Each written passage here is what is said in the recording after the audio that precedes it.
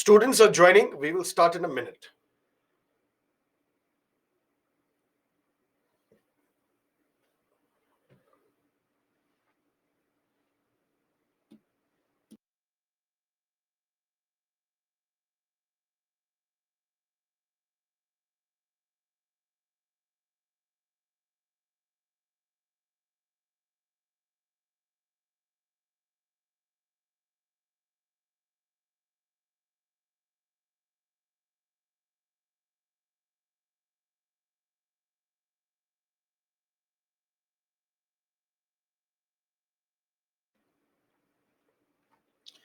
Hello, good morning, and welcome to Baiju's Exam Prep. We initiated a discussion on elections yesterday. Elections, one tool through which the people hold their governments accountable. If you're satisfied with the government, people will vote this government back to power. Otherwise, it will be replaced by the opposition or some other political entity. Election is not only a mechanism by which people choose a government, but they also choose the opposition, who is best suited to keep this government under check and ultimately uphold the interests of the people. There are constitutional provisions mentioned for elections. Article 324 gives the power of superintendence, direction, conduct, and control to a constitutional body known as the Election Commission of India. What is this election commission? What is the composition? How are these members appointed? What are the recent changes that have been brought? There is a bill which is pending in the parliament. There was a judgment given by the court. That's something that we discussed yesterday. Then we looked at the entire election process, right from the preparation of electoral rolls, and then dates are announced by the Election Commission of India. As soon as the dates are announced, model code of conduct comes into the picture. And this model code of conduct remains till the declaration of results. During this model code of conduct, the government cannot announce any new scheme, any new policy, because the very purpose of this model code of conduct is to ensure a level playing field.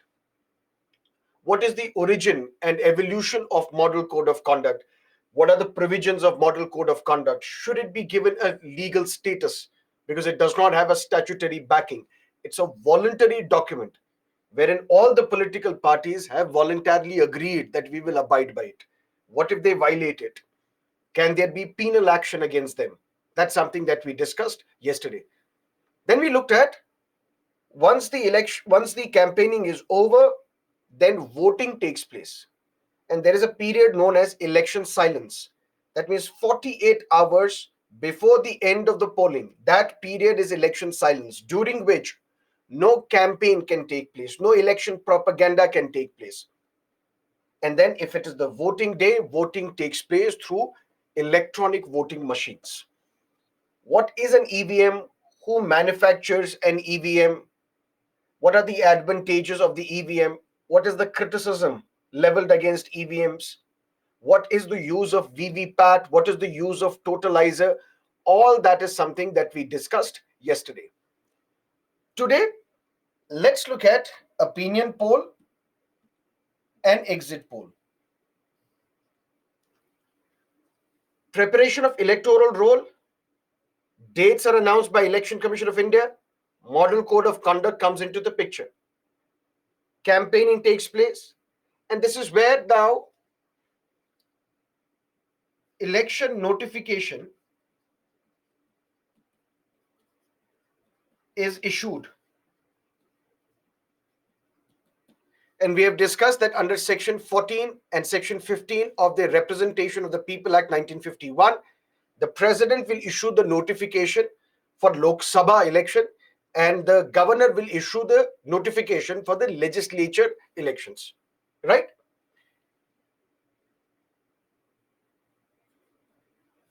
The process is filing of nomination papers, then withdrawal, then scrutiny, then voting. And this entire process is mentioned where? Representation of the People Act 1951. Because it is this law passed by the parliament which governs the conduct of elections in India. So as soon as the dates are announced, after some time, notification is issued by the president if it's a Lok Sabha election, by the governor if it's a legislature election. And then candidates are asked to file their nomination papers. And these nomination papers are to be filed with the returning officer. Returning officer is the DM if it's a Lok Sabha election, SDM or Assistant Deputy Collector if it's a Legislative Assembly election. For example, Election Commission of India says we will conduct this election to Lok Sabha in 9 phases. Obviously, geographically large, vast country, we don't have resources to ensure that elections are conducted on a single day in the entire country. That won't be possible because it involves a lot of expenditure, lot of resources, lot of personnel, CRPF, police, officers, returning officers, presiding officers, observers. It requires a lot of infrastructure. We cannot ensure election to be conducted on a single day in the entire country. That's why we have various phases. Also, because there are different areas in this country which are disturbed, where there is a possibility of violence. Violence can be because of separatist tendencies, secessionist elements. Violence can be because of internal disturbance, for example, the Maoists, the Naxalites. Violence can also be because of two competing castes with each other. So there are lots of factors that Election Commission has to take into account, and that is how it announces dates. And let's say Election Commission says we will conduct elections, we will hold elections in 9 phases. Now for the first phase, nomination papers are invited. If I'm a candidate, I get this nomination paper and I have to fill every column of this nomination paper. And this was the change which was brought about 5 years, 6 years ago, 10 years ago. Otherwise, previously, if you had to file nomination papers, you could have kept some of the columns blank. But then just before 2014 Lok Sabha elections, changes were made to Representation of the People Act, to these rules. Nomination papers cannot be left blank. Any portion cannot be left blank. That is why what is the name of the candidate? What is the name of the spouse? Are you married or not? All these details are to be mentioned. And that is why previously Mr. Modi, when he would fill his nomination papers, he would keep the marriage column blank. But 2014 onwards, he mentions that he is married. Because if you keep any column blank, your nomination paper will be rejected. And we have discussed in Article 19(1)(a) that Supreme Court has said, on the basis of the petition filed by Association for Democratic Reforms, that the voters have the right to know. Right to know who is this candidate contesting election. What is the amount of property in his name? What is the amount of property in the name of his spouse? What is the educational qualification? How many criminal cases are pending against him? So that the voters can make an informed choice whether this is the right candidate for our constituency. And these nomination papers are submitted before the returning officer. And I've told you yesterday, returning officer is an official who returns the winner. And I will give you one more explanation of this slightly later. But returning officer is an individual who returns the winner, declares the winner. And you have to submit your nomination papers before the returning officer, along with the oath.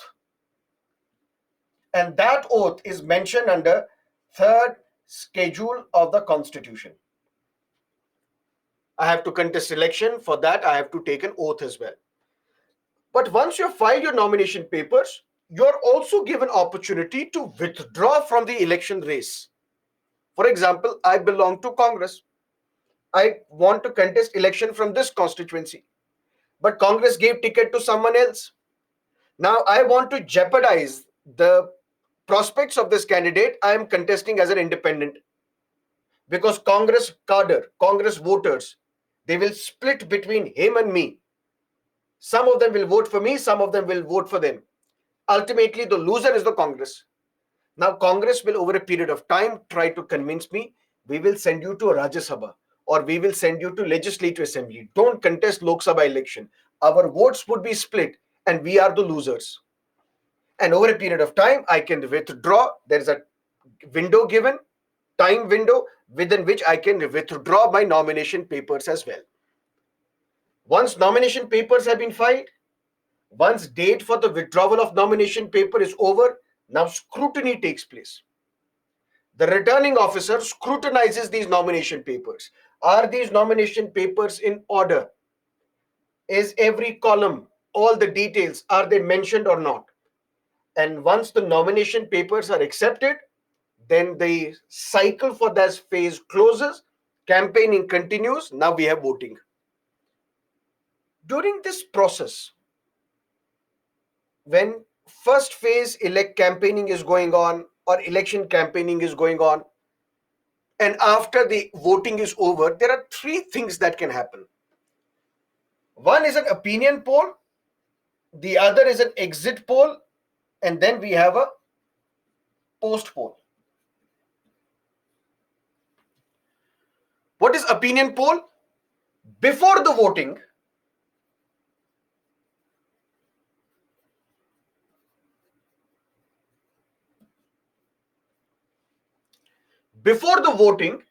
there are organizations whom we call pollsters. For example, today's Chanakya,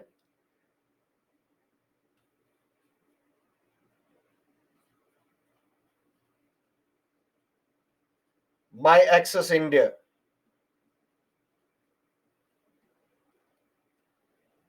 Center for the Society of Developing Studies. There are so many pollsters organizations which conduct and carry out these opinion polls.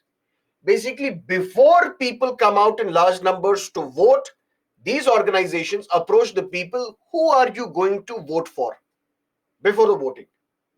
What are the issues on the basis of which you want to vote for a political party? What are the top 5 issues concerning you in these elections? Is it unemployment? Is it corruption? Is it communalism? Is it foreign policy? Is it price rise? What are these issues? That means just before the voting, these pollsters, these organizations approach the voters and ask them, who are you going to vote for? That is before the voting. After the voting, as soon as you exit the polling booth, I press the button on the electronic voting machine, I exit the polling booth, I see these pollsters and they are now asking me, who did you vote for? And I tell them I voted for this, I voted for that candidate. But sir, what about the anonymity of the vote? State, system should not reveal who you have voted for.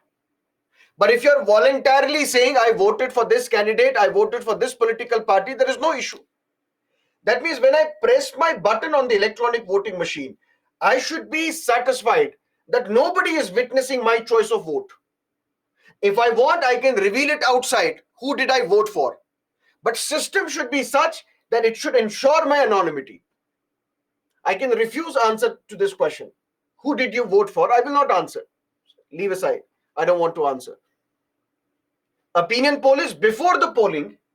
You are being asked, who are you going to vote for? Exit poll is as soon as you exit the polling booth, I am asking you, who did you vote for? And then there is post poll. Because as soon as you exit the polling booth, I am asking you, who did you vote for?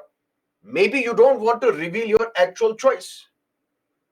Maybe you are seeing that there are representatives of various political parties who may also be witness to this conversation. I don't want to get myself into any trouble.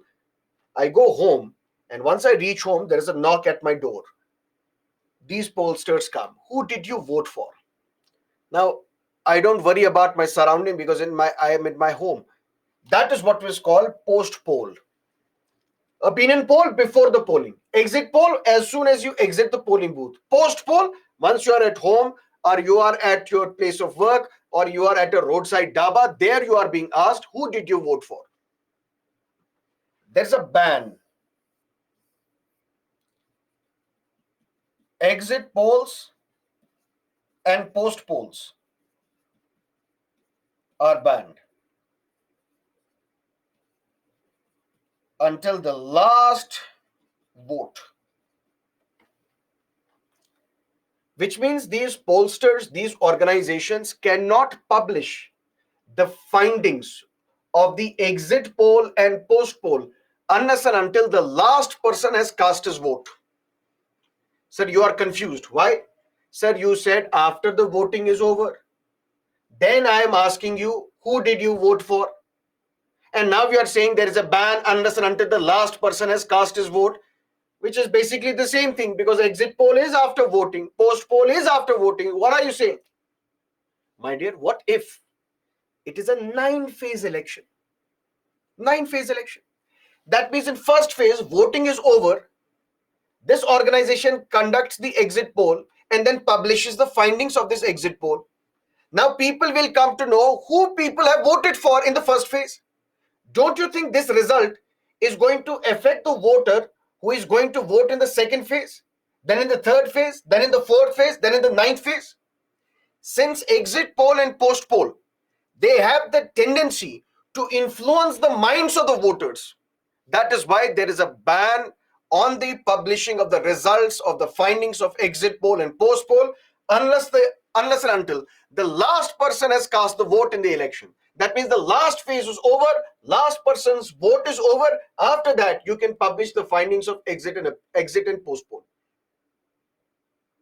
Similarly, what if it is a single day polling? In a particular state, voting takes place in a single day. Unless and until the last person has cast his vote, you cannot publish the findings. But sir, in any case, it will be published after the voting. No, it can be sometimes. If there is no ban, what can happen is people will start voting from 8 a.m. onwards. This organization will publish the findings that between 8 a.m. and 12 p.m. in this slot, whoever voted, 90% of these voters voted for the BJP. If I have to vote after 12 p.m., I don't want to waste my vote. Because if people already have voted for the BJP, I will also vote for the BJP. Otherwise, I would be wasting my vote because I will be voting for a candidate who is going to lose the election. So post poll, exit poll, they have the tendency to influence the minds of the voters because it is not speculation. I am asking you, who did you vote for? I am not asking you 2 weeks ago. Who are you going to vote for? 1 week is a long time in politics. Anything can happen in 1 week. Anything can happen in a day. So when I'm asking you in an opinion poll, who are you going to vote for? You may change your opinion after 3 days, after 5 days, after a week. But in exit poll, in post poll, I'm asking you, who did you vote for? That is why there is a ban on the publishing of the findings of exit poll and post poll unless and until the last person has cast her vote in the last phase of the elections. But sir, then what is the utility? 9-phase election is over. Today at 6 p.m., the last person has cast her vote. After that, you publish the findings of the exit poll and post poll. But sir, in any case, within a day or within 2 days or 3 days maximum, we are going to witness results. Election Commission is going to organize counting of votes and the results will be declared. So what is the utility of these exit polls and post polls? What can they do? Nothing. Then why do we carry out these exit polls and post polls? This is just a TRP exercise for media. TRP is television rating points. More and more people watching your news channel or your program, which means more and more TRPs, which means more and more ad revenue. Which means if I'm an advertiser, let's say, why do we publish an advertisement in the Hindu newspaper? Why? Because this is read by the civil services aspirants. Why this ad is not there in the Deccan Herald or in Times of India? It won't be because Times of India is not read by the civil services aspirants. Similarly, if you want a slot What is the best slot where you can convey your product, you can market your product? World Cup, Cricket World Cup, particularly when India is playing. That means you have to pick the right slot for your ad campaigns, which basically means if a program is watched by a large number of people, that means your advertisement, if it is displayed, will be conveyed to a large number of audience.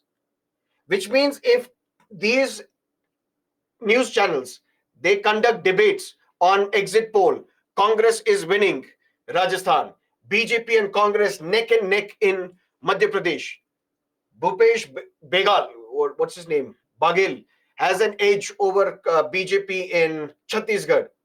Tight contest between BRS and Congress in Telangana. You want to see how people have voted for even before the results because you anticipate. That's what happens when you have a result, when you have to see your results of the examination as well. Although you know that results would be declared tomorrow or 2 days later, you still go to the teacher. Sir, please tell me, how many marks have you given to me in this paper? You go to all the teachers and then you add the marks, and now you're satisfied or you're sad. That's the tendency of humans, which means TRP exercise is the only reason why we have exit poll and post polls. But opinion polls, which are published, which is carried out before the voting, it is not banned in India. There is only one restriction. The findings of the exit poll cannot be published during the period of election silence.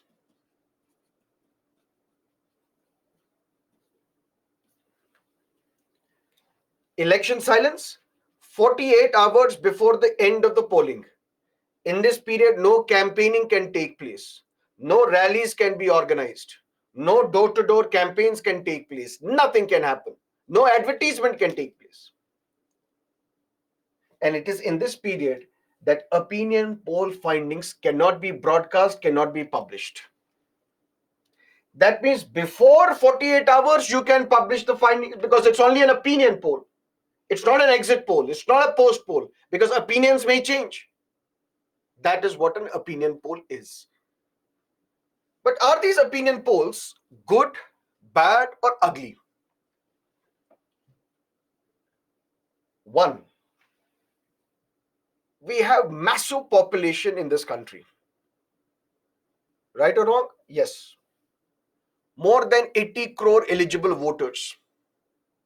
80 crore eligible voters.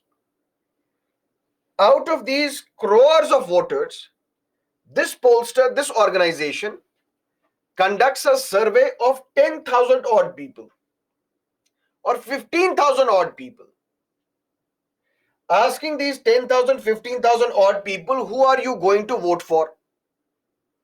On the basis of those interviews conducted with the people, this organization comes up with a plan or comes up with a number saying BJP will win these many seats, Congress will win these many seats, this is going to be the vote share of the Congress, this is going to be the vote share of the BJP.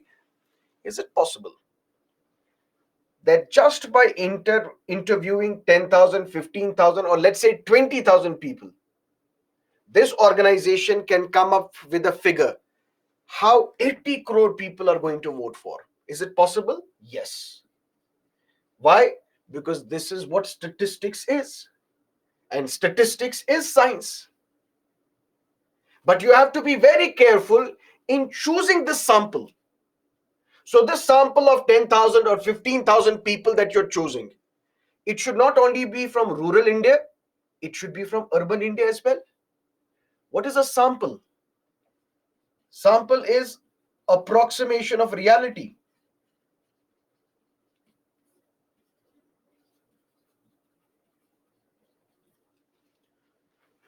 You go to a salon taking a haircut, and there the owner is telling you, sir, can you please try this shampoo? He's giving you a sachet. It's basically a sample. And when you try and test the sample, you will have an idea how the big bottle exactly will perform. So sample is the approximation of the reality.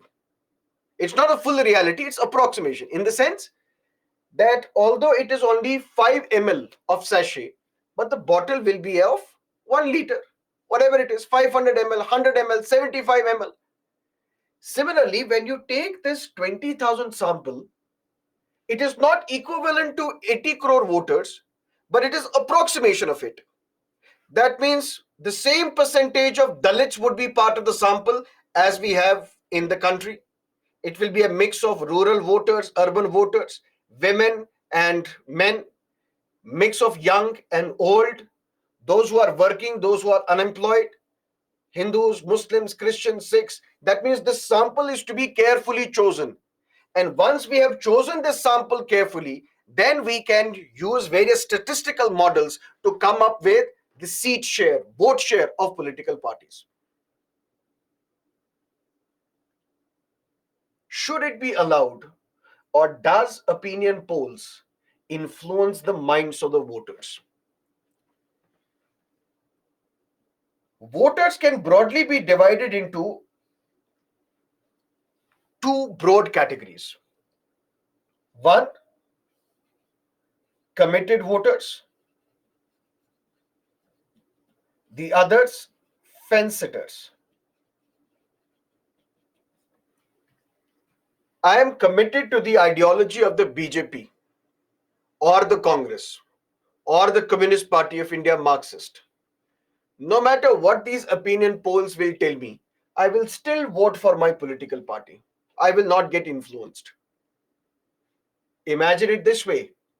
There is a worker of the Congress party, and in 2024 opinion poll results say that Congress is going to perform even badly in these elections. Will that stop this Congress worker from voting for the Congress? No, he will still vote for the Congress. Same goes for the BJP worker or CPIM worker. These are committed voters. There are voters who even today vote for Indira Gandhi. They don't care about anybody else. They still vote for Indira Gandhi. Very old women in far off villages in India, they still vote for Indira Gandhi, although she is long dead. These are committed voters. And then there are fence sitters. They don't simply care, but they will go the way the wind is blowing. If people think that Congress is going to win the election, they would vote for the Congress because nobody wants to vote for the loser. Since opinion polls have the tendency of influencing these fence sitters, and these fence sitters are large in number, that is why there are talks and there have been demands in the past that opinion polls should be banned. Just like we ban exit poll and post poll, opinion polls should also be banned. That means if you want, after the voting is over, you can publish the findings of the opinion poll. During the voting, you should not publish the findings of the opinion poll. But you can't ban it. Why? Because opinion polls draw their strength from Article 19(1)(a) of the Constitution, which is freedom of speech and expression. There are voters who want to express who are they going to vote for. That means opinion polls, they draw their strength from freedom of speech and expression. Yes, freedom of speech and expression is not an absolute right. But are these opinion polls against the sovereignty of India? Against the security of the state? Against friendly relations with foreign countries? Contempt of court? Defamation? Incitement to violence? Immoral or lacks morality or decency? So none of the restrictions which apply on your freedom of speech and expression applies to opinion polls. So opinion polls, long story short, cannot be banned because it draws its strength from Article 19(1)(a), and none of the restrictions on free speech applies or holds for opinion polls. Plus, opinion polls are a must in democratic societies because election is not a private affair. Election is not a matter between you and your God. Election is a public spectacle. And in this public affair, I want to know, I have the right to know or I should have the right to know how others are making their choices. Why I should not be able to know this? I want to know before I decide to exercise my right to vote how others are going to vote for. What is public opinion?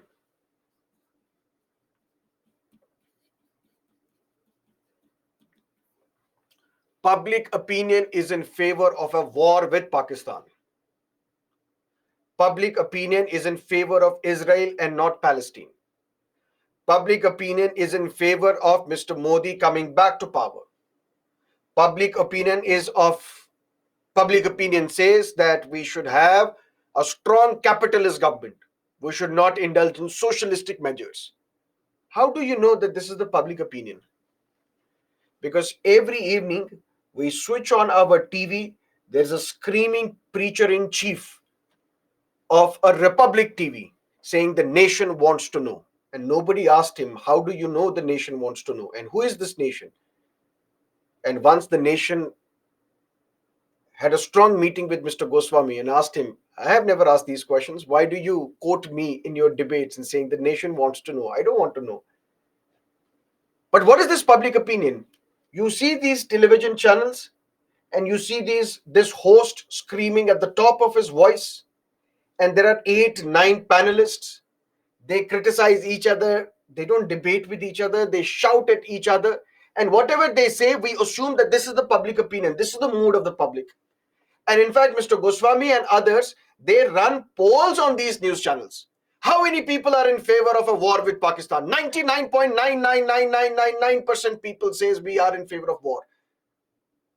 So what constitutes public opinion is this very tiny minority who pass off as experts on television channels, who write columns in the newspapers, and we assume that this is the public opinion.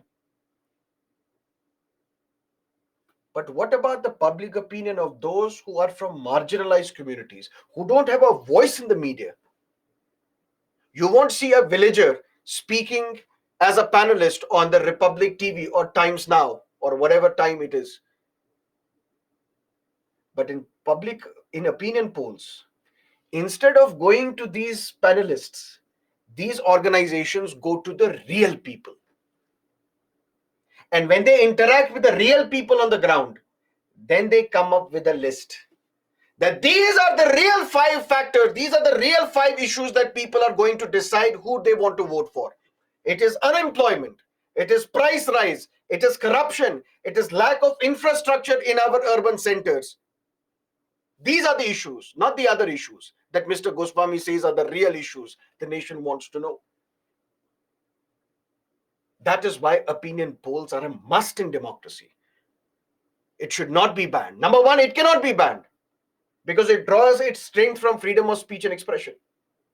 And none of the restrictions on freedom of speech and expression applies to opinion polls. So you can't ban it. It must be encouraged. Why? Because we must recognize that systematic collection of public opinion is a must in modern democracies. Since elections are not a private act, citizens wish to and need to know how others are making up their mind. Survey-based tracking of the mood of the electorate performs that crucial role. Survey-based tracking, opinion polls, through questions, through surveys. In an unequal country like India, where a tiny but voluble elite is used to passing off its voice as public interest, scientific sample surveys of public opinions are one of the few ways in which the voice of the poor and the disadvantaged gets registered. That's why opinion polls should not be banned. But unfortunately, opinion polls have not lived up to their expectations. With some notable exceptions of today's Chanakya, My Access India, Center for the Society of Study for the Developing Center for the Study of the Developing Societies. These are few pollsters organizations which have carried out honest, genuine opinion polls. Otherwise, there are opinion polls who are funded by political parties. Political parties basically tell these organizations, take money, publish opinion poll, and tell the people that people are going to vote for me. That means through these mischievous opinion polls, the political parties, they tend to influence the minds of the voters. It's basically a bribe. That's why what we don't need ban, but what we need regulation. We need certain disclosures. Banning pre-election opinion polls is a remedy worse than the disease it seeks to cure. There already exists a ban on publishing the findings of polls beginning 48 hours before polling until the last voter has cast her vote. This is a reasonable restriction, enough to safeguard against manipulations. But still, there should be disclosure. And what are the disclosures? You open a newspaper, you turn on the TV, and you're watching the broadcast where opinion poll results are being declared. But this news channel, this organization will have to give some disclosures. Number one, who is the ownership of this organization? What is the ownership of this organization? Which means I am watching this opinion poll. Opinion poll says BJP is going to sweep Madhya Pradesh. This opinion poll is carried out by ABC. Owner of the ABC is the BJP MP. I will have to keep in mind that this is going to be biased opinion poll, because this opinion poll, the owner of this organization is a BJP MP. What is the track record of this organization? Opinion poll says Congress sweeping Chhattisgarh. Who is this organization? Disclosure should be mentioned. Who is this organization? In the last 10 opinion polls, they have never hit the target. That means they're always wavered. They won't ever know how to predict the winner. This time also, I will not trust them. Opinion poll result says BJP is going to sweep Rajasthan, and this opinion poll, is sponsored by the BJP. Will you trust it? You won't. India's largest opinion poll declares BJP is going to sweep 2024 elections. What is the sample size? 500 people. On 500 people, you can't judge how 80 crore people are going to vote for. So certain disclosures should be made. What is this organization? Which is this organization carrying out this survey? Who is the owner of this organization? What is the track record of this organization? Who is the sponsor of this opinion poll? What is the sample that you have taken? How you have taken this sample? What are the questions that you have been asking? How the questions are being framed? Because how questions are being framed also plays a very important role. For example, if I tell you, should we invest money in producing a nuclear weapon? Let's say I'm asking this opinion poll right now. I'll give you 15 seconds. There are two options.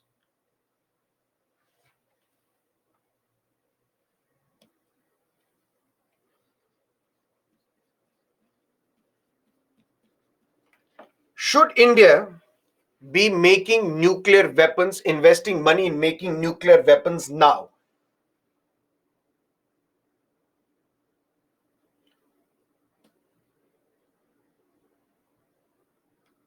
%64 says yes.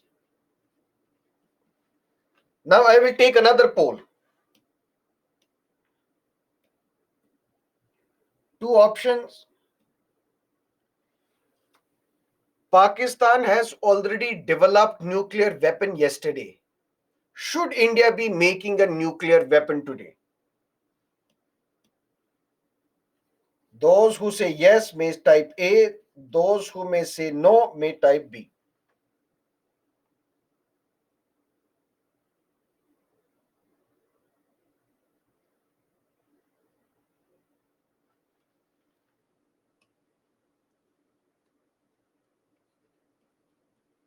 %87 people say yes.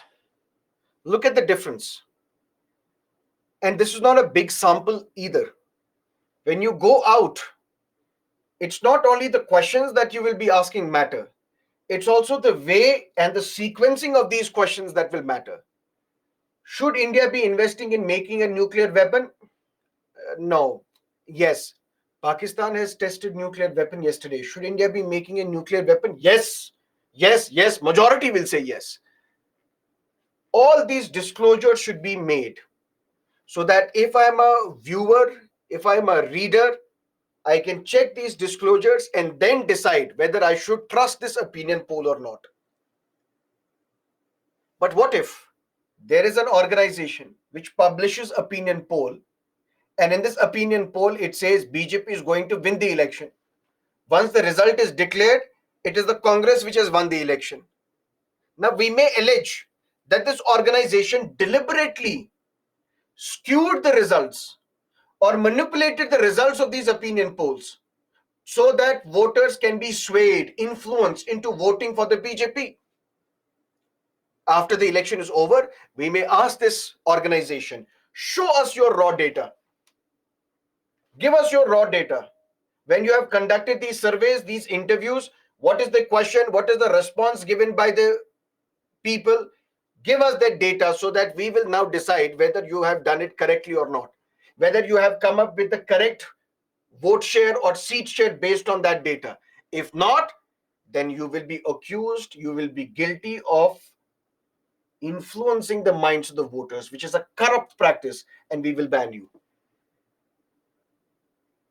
So we don't need to ban opinion polls. We just need to regulate them so that they are indeed scientific surveys, which is important in our democracy. But to prevent political parties manipulating these opinion polls, misusing laws to fund these opinion polls, and then try to influence the minds of the voters, this is a corrupt practice. And for that, we need who is going to regulate these opinion polls.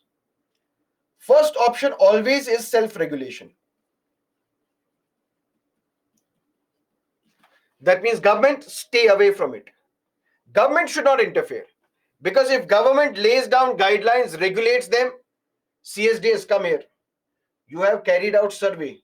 This survey says that opposition is going to win the election. Don't publish it, otherwise, So government should stay away from this. Government should not be in a position, should not have the power to regulate these opinion polls. It should be self-regulation. Just like we have self-regulation in the media, self-regulation of the press. We have self-regulation of the OTT platforms, for example. That means all these pollsters, they will come together. All of them would agree that these are the guidelines that we should follow and let them regulate themselves. So that if they want, there are 10 organizations, 2 organizations are not doing it correctly, they can say that these 2 organizations are not part of this body, the body of opinion pollsters association. If not self-regulation, then second option should be Election Commission of India. Election Commission of India should regulate all these opinion polls. This is what you need to know regarding opinion polls. Any questions?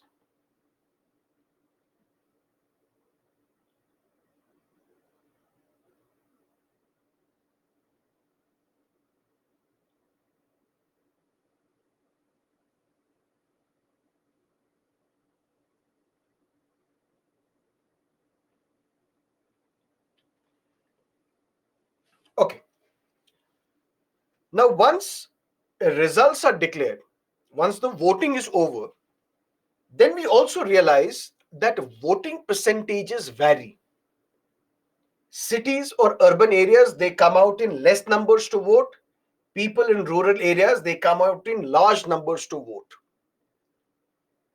2008, 26/11 attacks happened in Mumbai, where terrorists came from Pakistan, used the sea route, hit the five-star hotels, took people hostage, and killed more than 300 innocent citizens.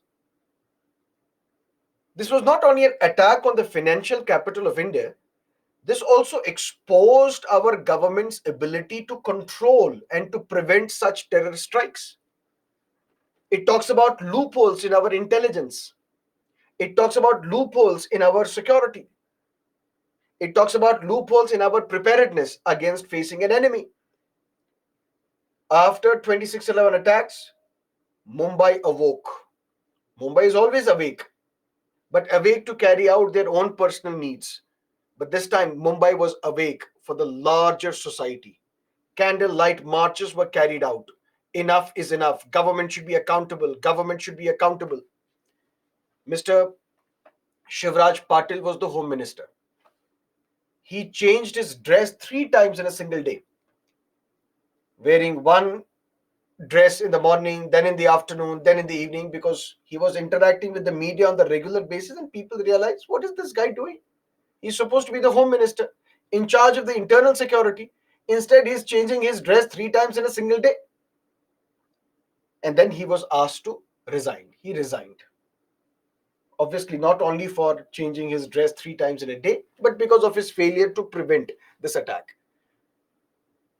And then people realized that finally we have these Mumbaikars, we have the people in Mumbai who have now awoken, and they are going to effect change in India.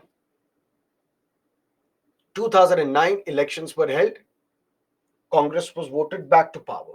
This is not to suggest that Congress was responsible for that attack, but this is to tell you, if people were really angry, when you're angry, you want to change the government. Maybe they would have changed the government, but they did not vote. Voting took place. Close to 50% people in Mumbai city, urban area, came out to vote. At that time, there was a demand. A furious Lal Krishna Advani said, those who do not vote, they should be stripped of their voting rights. Their names should be deleted from the electoral rolls. And over a period of time, one concept has gained currency, which is compulsory voting. What is this compulsory voting? If you are an eligible voter, if your name is mentioned in the voter list, and you are not in the hospital, you are not serving in the army in the border areas, you are not pregnant or infirm, everybody else will have to compulsorily vote. You don't have an option. Voting is no longer an option. Voting should be made compulsory. Should voting be made compulsory? Yes or no? But first thing that you have to take out of your mind is, can voting be made compulsory? We're saying, should voting be compulsory? Yes. Or should voting be compulsory? No. But can it happen? Can voting be made compulsory? Then we can talk about, should the government do this or not. But can it happen? Because we are in a democracy. Can in a democracy you will be forced to do something? Can we force people to come out in large numbers to vote? You don't have any other option, but you have to vote. Can it be possible? Can this force be there in a democracy? Yes. If it is for the larger public interest.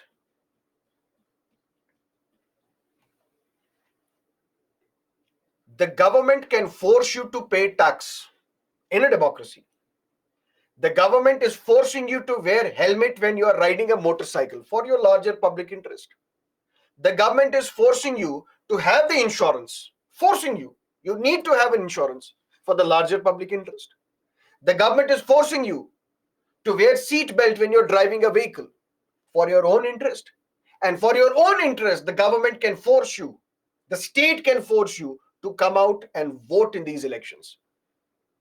So if the first question on your mind is on the legality, whether it can happen or not, can it happen or not, you need to understand it can. And there are countries in the world where voting is compulsory, which we will discuss today. So the question should not be on the legal aspect, whether it can happen or cannot happen. What are the laws that you need to change for that? That should not be on your mind. The question should be on the moral side. Should voting be made compulsory, or should it remain optional? And this is not a concept which originated in India. This is a concept which originated in the West. Political scientist Aaron Lippert, he wrote an article in the late 90s saying we need, and he wrote it in desperation, that we need to implement compulsory voting. Why? Because of two reasons. Number one, voters' apathy. Number two, declining legitimacy in democracies. What is this voters' apathy? There is voting going to take place today. Instead of voters lining up in queues outside the polling booth, we have seen voters lying in queue outside a restaurant or a movie hall or at a public scenic place. So voting day has become more or less like a picnic day, a holiday that you need to celebrate, and not a day that you should remember that you are an ideal citizen and you have to exercise your right to vote. Voters' apathy, plus declining legitimacy of democracies in the world. Legitimacy? First past the post system, number one. At the peak of the Modi wave in 2014, the BJP could get 32% of votes. Congress said this government is illegitimate. Why? Because this government is not supported by the majority of the people, not supported by more than half of the people. So this government is illegitimate. 2019, again a peak of Modi wave. The government which was in power could get 37% support, which means 67% people or 63% people, they don't vote in favor of the ruling party. So there are people outside democracies who say it is our system which works better. Dictatorship works better. One party rule works better. Monarchy works better. Because even if you say that you are a democracy, is your government legitimate? How can you say your government is legitimate when more than half of the people don't support you? More than half of the voters do not support you. Aaron Lippert said, enough is enough. We need to do two things urgently. One, we need to do one thing urgently for two things, for two reasons. One, we need to implement compulsory voting. Why? Because voters' apathy is killing us. And there are people who are saying that democracies are not legitimate, because when people don't vote and you have a government which is elected by the minority of votes, how can you call such government legitimate? That is why we need compulsory voting. And compulsory voting will have a lot of advantages. Number one,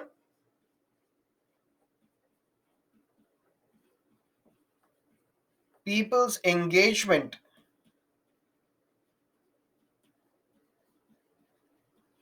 with democratic exercise increases.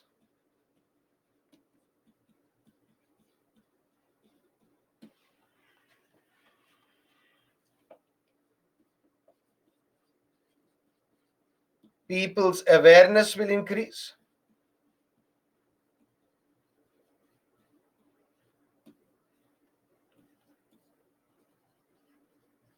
Money power,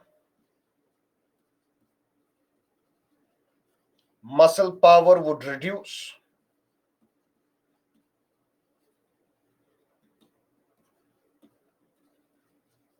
Legitimacy of the government increases. Government will become more responsive.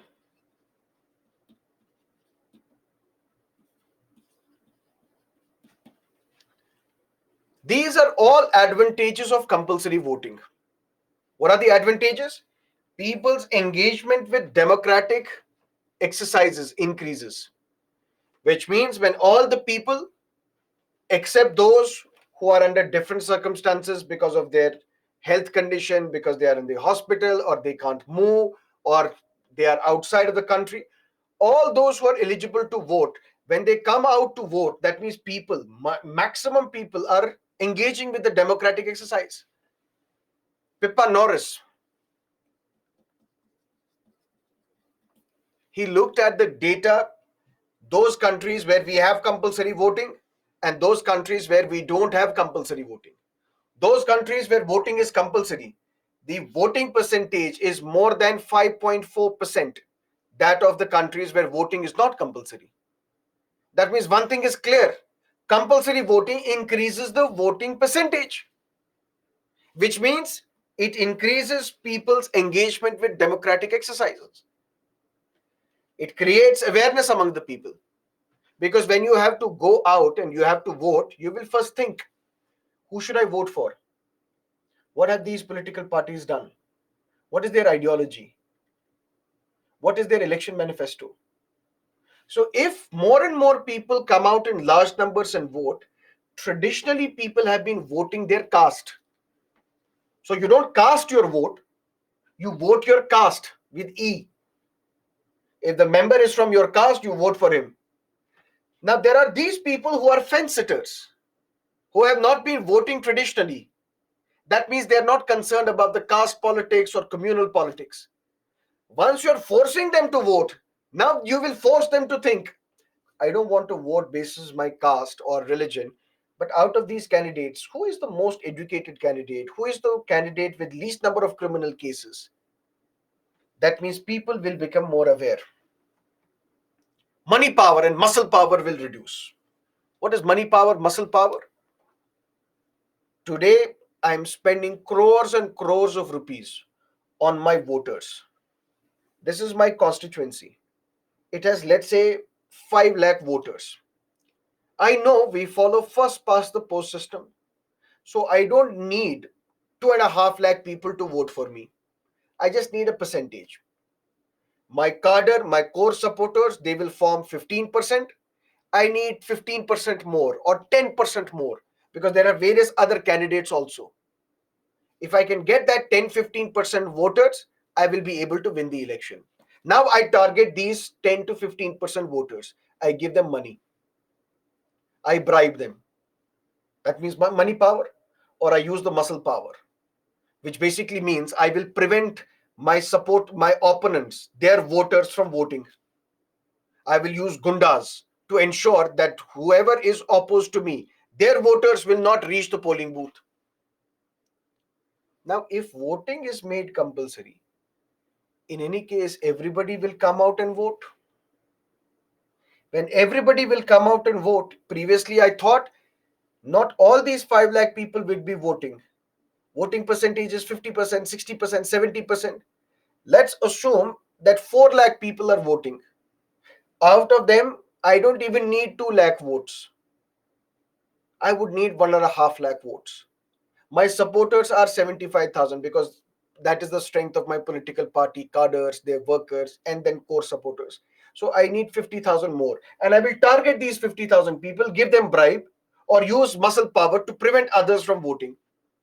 Now, when everybody has to vote, which means all these 5 lakh people will have to vote, I cannot bribe all of them because I don't have that much money. Even if I would have, I would not be able to bribe all, which means over a period of time, I will stop paying bribe. Because first I had to bribe these people. Please come out and vote. Take 2,000 rupees, but please, don't oversleep. Please come out and vote for me tomorrow. But when in any case they are coming, why should I pay them? Even if I pay them, it's a waste of vote. It's a waste of money. And you can't now have your gundas to prevent others from voting because they have to vote. That otherwise they will be penalized. So they will not stop you. All these are the advantages. Legitimacy of the government will also increase. Because now we can say that if BJP was supported by 32% of the population, but the voting percentage itself was 70%. If voting percent goes to 90% or 95%, Congress or the BJP, whichever forms the government, will get more than 50% of the votes, ideally. Which ultimately means that this government will be considered legitimate, supported by the majority of the people. And it will also make government responsive. Today, when we criticize political parties have a ready-made answer for that. Why are you criticizing us? When it is the time of voting, you don't vote, but then you expect everything from the government. First vote, then expect. Now people can say, we have voted and now we expect. Give us good governance. All these would be possible if voting is made compulsory. But when we look at the global practice, there are close to 14 countries of the world where voting is made compulsory. Prominent ones are Australia, Belgium, Brazil, Peru, these are the countries where voting is still compulsory. There was a report given by International Institute for Democracy and Electoral Assistance. According to this report, compulsory voting has become a dying phenomena in Europe.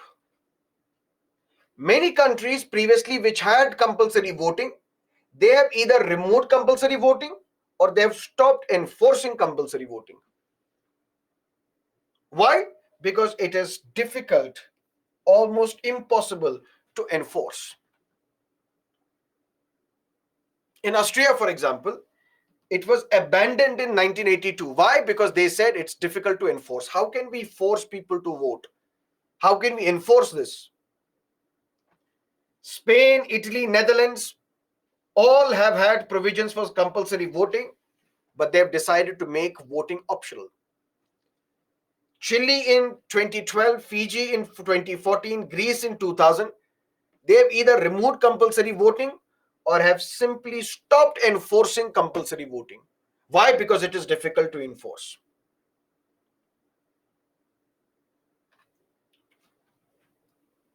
But does compulsory voting increase turnout? I told you about the Harvard professor Pippa Norris, who showed that the average voter turnout in countries with some form of compulsory voting was 5.4% higher than in countries where voting was optional. But even then, there are those who say voting should not be made compulsory. Why? My name is on the electoral roll.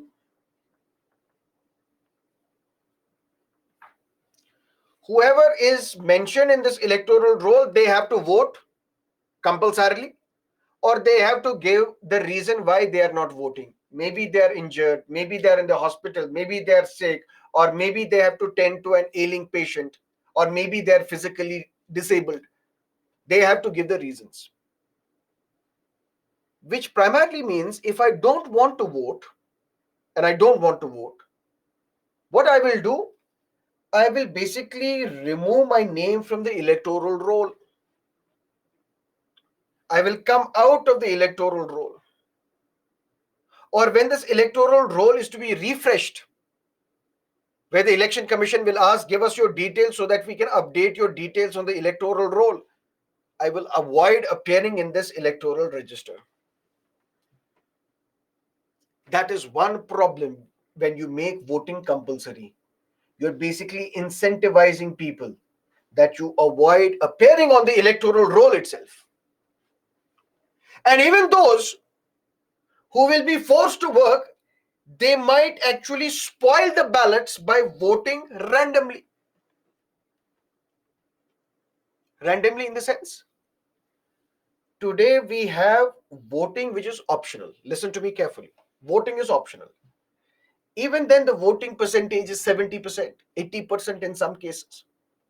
That means there are 20-30% people who don't vote. Why? Because they simply don't care. That's the only reason. Or they're busy. But basic reason is they simply don't care. But those people who vote, they keep a lot of consideration in mind. That is how they decide who to vote for. Maybe they're voting for their own caste. Maybe they're voting for their own religion. Maybe they're voting because they respect the ideology of a political party. Maybe they're voting out of anger because we want to throw out this government. That is why we need to vote for the different political party. That means they have thought out. That's how you come out and vote. Without thinking, you will not exercise your right to vote. Maybe you have gone out to vote because you were paid money, liquor, biryani, whatever by the political parties. But you have at least thought through. But these 20-30% people who have never voted or who don't vote regularly, when you are forcing them to vote, how will they vote? They will vote randomly. Maybe they will vote based on the Twitter trends or X.com now as it is called. Maybe they will vote for various YouTube campaigns. So there is a campaign on YouTube. I am telling people vote for me. Basis that people will decide, okay, I will want to vote for him. Despite the fact that they have no idea about me. I'm voting for this candidate because I saw him on Twitter. I'm voting for this candidate because I saw a YouTube ad. I don't know anyone else. And this happened in US, this happened in Australia, where they had some form of a donkey vote. What is this donkey vote? There is an electronic voting machine. In Australia, voting is compulsory. So people have to necessarily go to the polling booth and vote. So when people go to polling booth, they press the first button on the electronic voting machine and then they go. Since voting is compulsory, they have to do something else as well, but they have to get rid of this voting as well. So what they do, they quickly go to the polling booth, press the first button on an electronic voting machine and then go. An analysis was conducted and it was found out that donkeys are getting elected to the parliament. Who are these donkeys? Useless candidates who have no way, who could have had no chance whatsoever to win the election. Useless candidates, irrelevant candidates. They don't even belong to good political parties. So absolutely they had no reason to win the election, yet they have won the election. Why? Because their name appeared first on the electronic voting machine. Then people realize maybe because we are forcing people to vote, they're spoiling the ballot. They're getting donkeys elected to the parliament. So it may happen tomorrow as well. Since you are forcing us to vote, we will vote for a candidate you would have never expected. So if BJP Congress got together to enforce compulsory voting, we will vote for an independent who had absolutely no reason to win the election. So if you are forcing people to vote, votes for none of the above or spoiled ballots are much more prevalent with compulsory voting. And at the same time, the most powerful objection to compulsory voting is that it criminalizes non-voting. It gives power to the state that it can harass an individual. I don't want to vote. Why should I be criminalized for that? Why should the state harass me? Why did you not vote? This is a free society. We are a democracy. And in a democracy, I should have the option of disengagement. What is disengagement? I simply don't care who is going to be the prime minister or the chief minister. I will still pay my taxes. And whenever I think about it, I pay taxes, but I don't see the quality of roads increasing, quality of hospitals increasing, quality of schools increasing and getting better and better. I don't want to engage with the system. I want to disengage. In a democracy, this opinion is also important. Who are these people who are disengaging from the system? But if the state is forcing you to vote, telling you, Baba, this is in your interest, this is undemocratic paternalism. This is like your parents telling you, you should opt for engineering because it is good for you. We are telling you for your own interest. But what's that name? What's the name of that guy? I forgot. The guy played in Three Idiots by Farhan Qureshi. Farhan Qureshi wanted to be a wildlife photographer, but his father, no, you need to be an engineer. And we are telling you for your own betterment. This is like the father is like the Indian state. Farhan Qureshi is the voter. He is being forced to pursue engineering, which means forced to vote. And the father, the state is saying this is for your own benefit. I want to disengage. I don't want to engage with the system. That should be the conclusion of your answer. And this is something that you can write. Democratic participation is a laudable value, but as a flourishing democracy requires a diversity of dispositions, including the option of disengagement. Voting is an important duty, but giving the state coercive power, ostensibly in the name of saving the people from themselves, is undemocratic paternalism. We're telling people that it is for your own interest, although it is not. This is undemocratic paternalism. Voting must remain an act of choice, not propelled by coercion or inducement. Neither the state should coerce you into voting, nor should you be bribed into voting for a candidate. Voting must remain an act of choice. But depending upon what question is asked, these are the advantages and there are some disadvantages as well. This can be your conclusion. Rest, all the best. Any questions? So bureaucrats have voting rights. Everybody has voting rights. So discuss governance.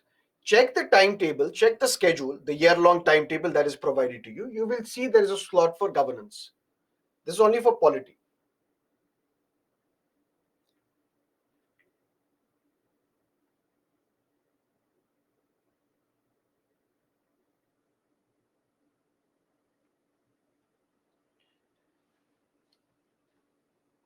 Armed force people, they get to vote? Yes. They have a system called postal ballot.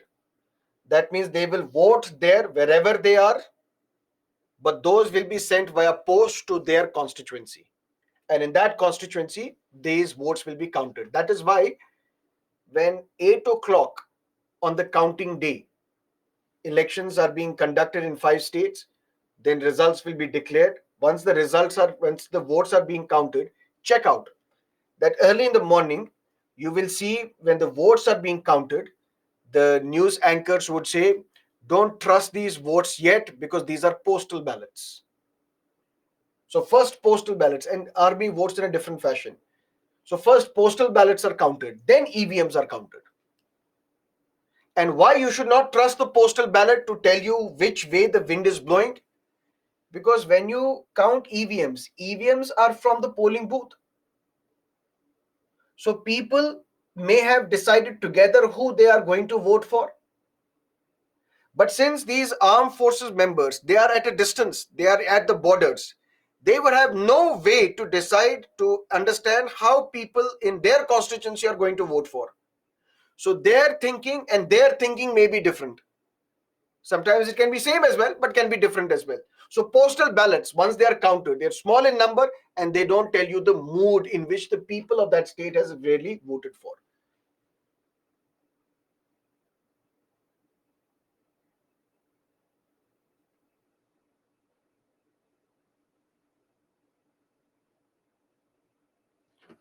What about the vote for NRIs? NRI is a non-resident Indian. If his or her name is mentioned in the voter list, you have the right to vote. But for that, you have to come to India and vote. There is one proposal proposed by the Election Commission known as remote EVM that we will discuss in electoral reforms slightly later.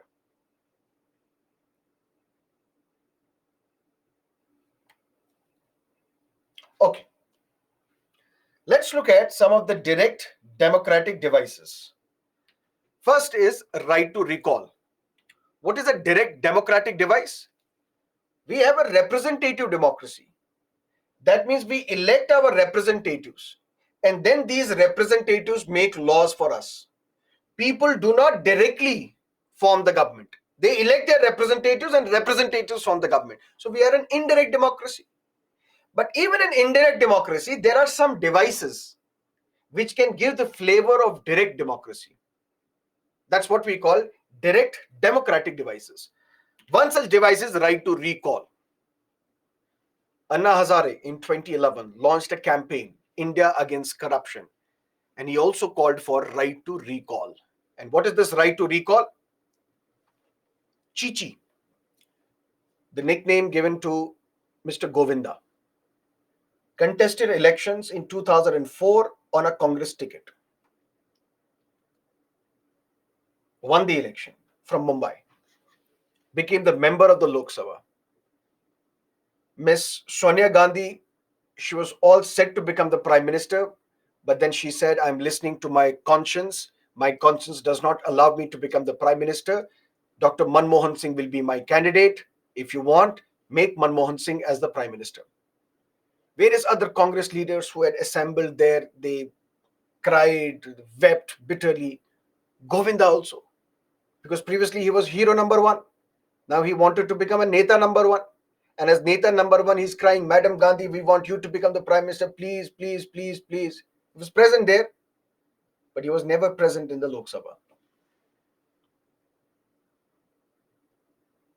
Sunny Paji, present in all the promotional campaigns for Gadar 2, whether it is Kapil Sharma show or now Coffee with Karan on Disney Hotstar. Present there, but not present in the Lok Sabha. In fact, he has issued a notification few years ago appointing a friend as the representative of the constituency, saying if people have any problems, you approach that individual because I will be busy in my movies. So you may, as a voter, make a mistake of appointing or electing somebody. But if that individual is not living up to your expectations, should you wait for the entire term to get over, which is 5 years? Or should you be having the power to recall that individual? Govinda, you are recalled. Sunny Paji, you are recalled. XYZ, you are recalled because you have not satisfied us. That is a right to recall. But this right to recall is absent at the central and state level. That means in Lok Sabha or state assembly elections, we don't have right to recall. You have to wait for 5 years. Once the 5-year term is over, if they contest elections again, don't vote for them or vote for someone else. But you don't have the power to recall an individual. But right to recall is present at Panchayati Raj level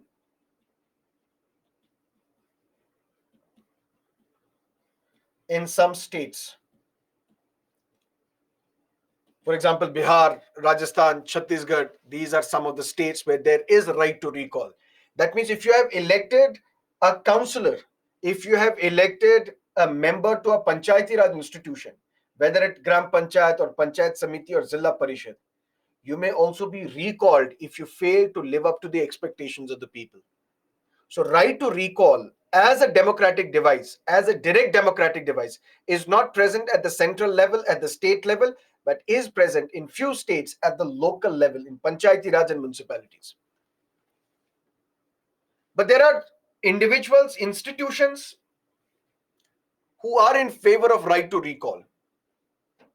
They're saying it should be implemented because it will force political parties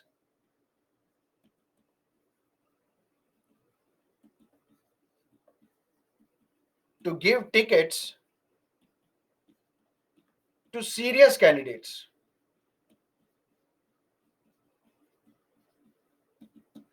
Political party gives tickets. Why? Because political party wants these people to win so that they have the majority and they can form the government. So today political parties are unconcerned whether they give ticket to serious candidates or not, because they just want to win. Have a big Bollywood face or a big cricketer face, give them ticket so that through their popularity they can win the election. And even after that, they don't take care of the constituency. Nothing happens to them because they know the stability of the government is intact. But if right to recall is there, today political parties then will be forced to give candidates to tickets to serious candidates, because after 2 years, after 3 years, if people are not satisfied with this candidate, they will recall him. That means today we have 100 MLAs in Legislative Assembly. If we are giving tickets to 20 non-serious candidates, which means we will lose these 20 people under right to recall. That means our government stability will be under threat. That is why instead of giving tickets to non-serious candidates, we will give tickets to serious candidates. More accountability. Today, as a politician, I have to contest election.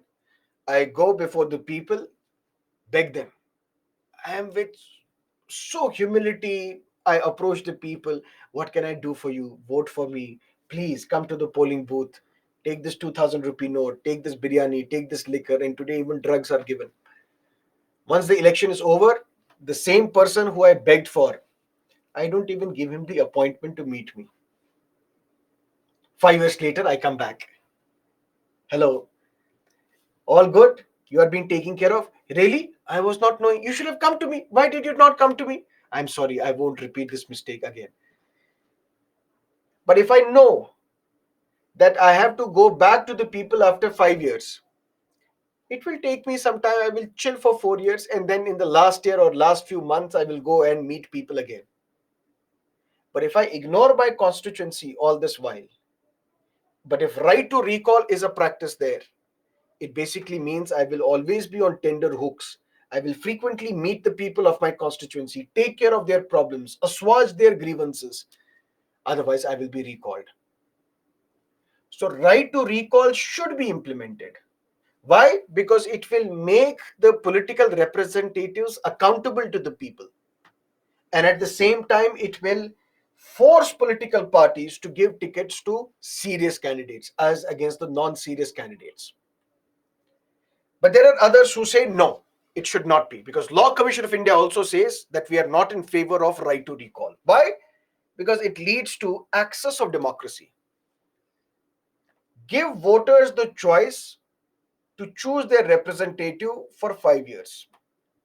You can't be giving them choice after choice. This will be excess democracy. So I elected somebody today. After 1 year, I want to recall. Then I have to send someone else. Then I will recall again. This will lead to an access. It will lead to wastage of time, resources, money. We will have to conduct and organize frequent elections. It undermines the independence of elected candidates.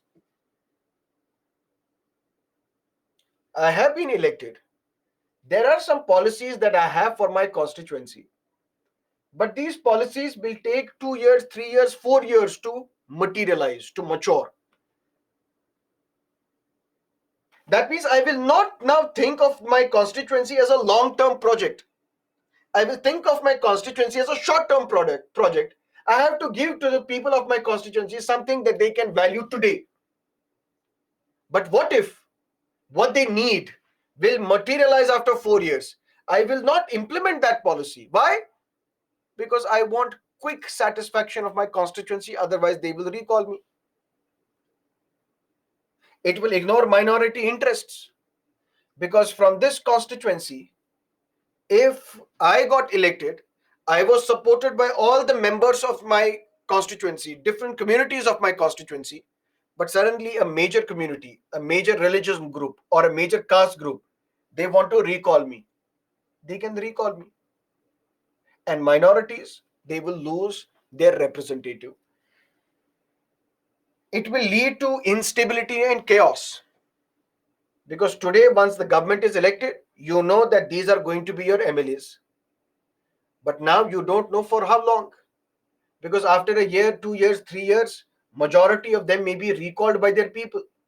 So I, as the chief minister, instead of focusing on the governance, I will focus on keeping my MLAs together so that they are not recalled by the people. All these are the reasons why Law Commission of India says right to recall should not be implemented. But right to recall has some benefits as well. So first direct democratic device is right to recall. The second is referendum. What is referendum? Government refers a matter to the people and puts this matter to vote. Whatever the results of this vote will now be binding on the government. For example, one matter,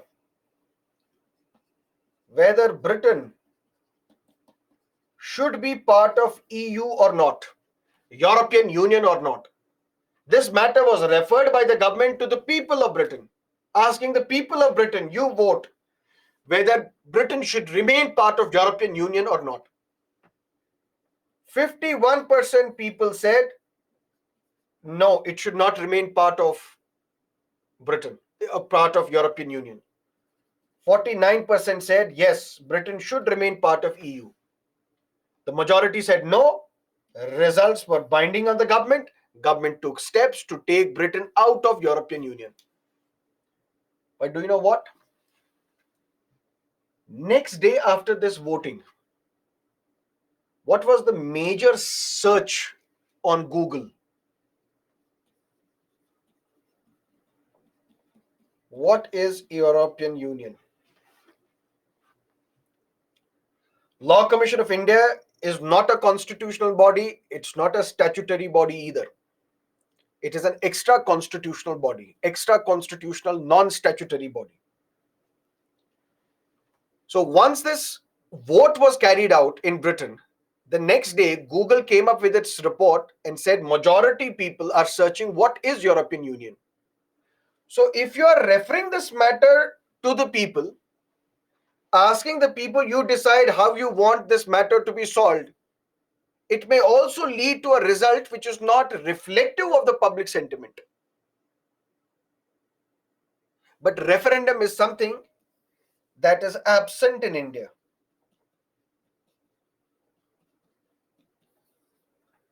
There is no such provision of referendum in India.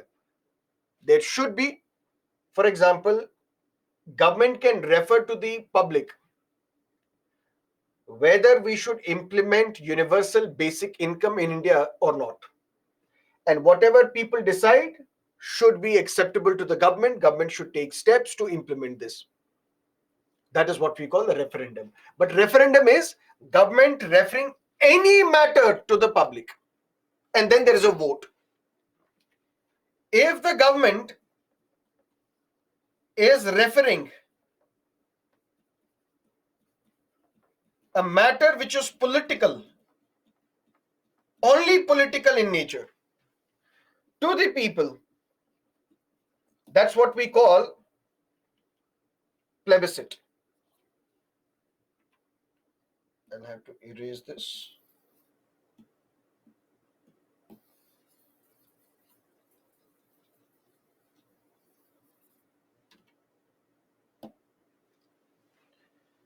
The government referring a matter which is only political in nature, asking the people to vote on this matter, that is plebiscite. And this is also known as right to self-determination.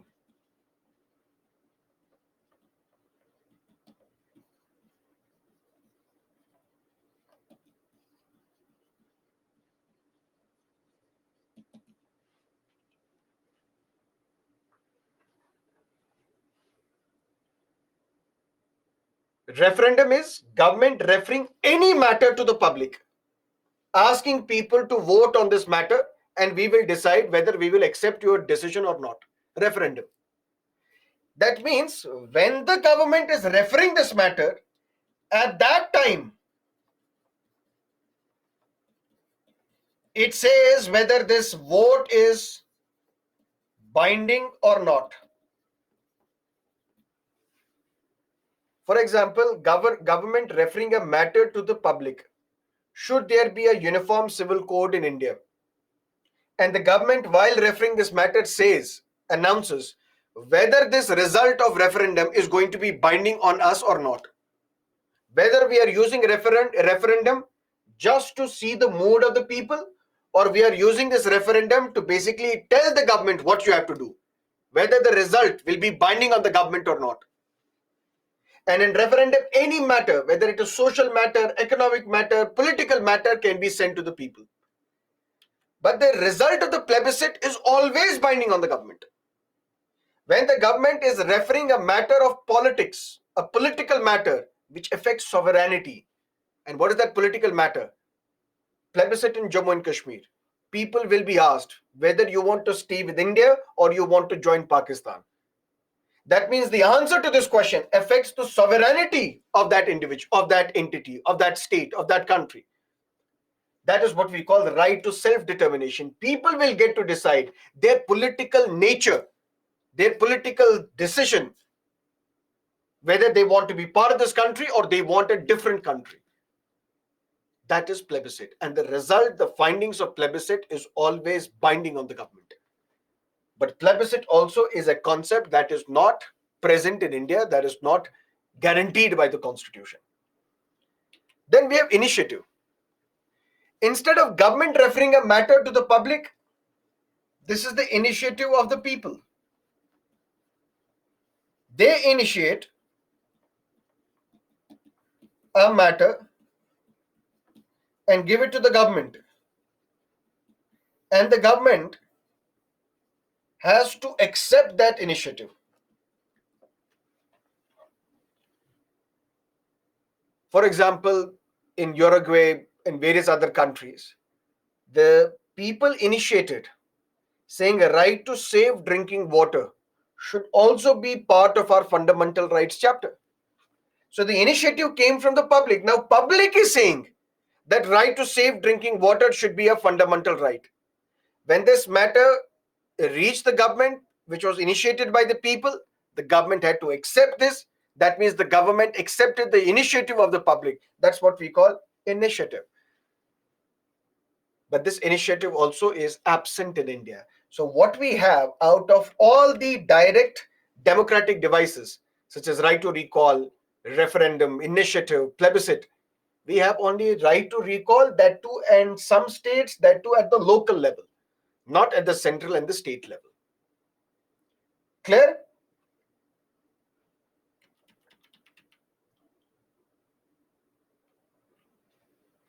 Sir, is it justified to give such political position to actors and unprofessional people? Why are we not yet setting least criteria to admit into politics? That, my dear, is your fault. You should not vote for these candidates. But if people vote for their candidates, such candidates, after that you should not be complaining. And don't put it on the political party. Don't put it on BJP or the Congress. They know people love these candidates. And they know for a fact that they know that these candidates would not be for them once they're elected. Yet they vote for them. That's your problem. Is referendum also binding? Referendum, while government is referring this matter, in that notification, it will mention whether this result is binding on us or not.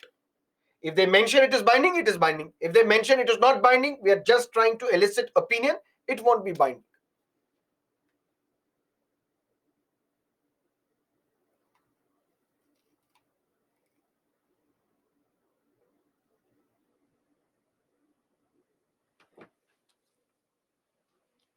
Okay. Now let's look at political parties. Or do you need a break? So today is my birthday. Please wish me. Happy birthday, Sabha. Is it Sabha or Sabha? Sabha means morning. Okay. Okay, we'll take a break. Let's meet 7:50.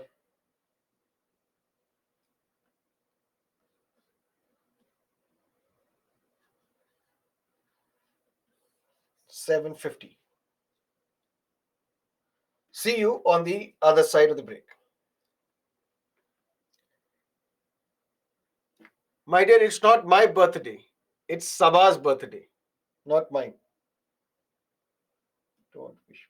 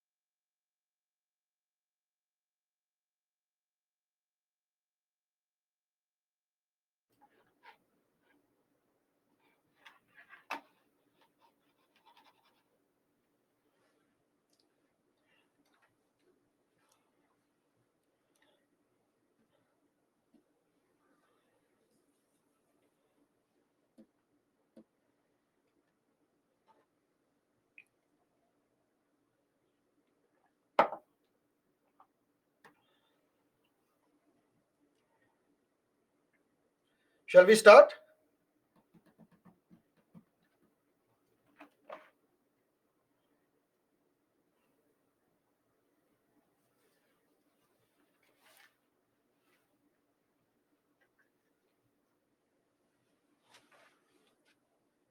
Okay. Now let's look at political parties. A political party is a group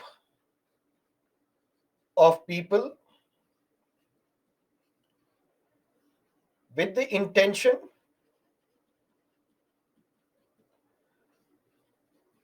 of capturing political power.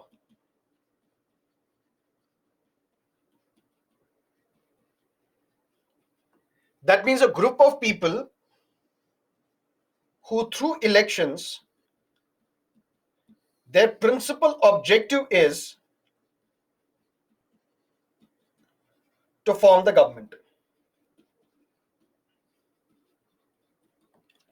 Now, if there is a group of people with a common ideology, but their intention is not to form the government, it can be an NGO, it can be a pressure group, but for a group of people to come together to be declared as a political party, it should be with the objective of capturing political power, contesting elections, and forming the government.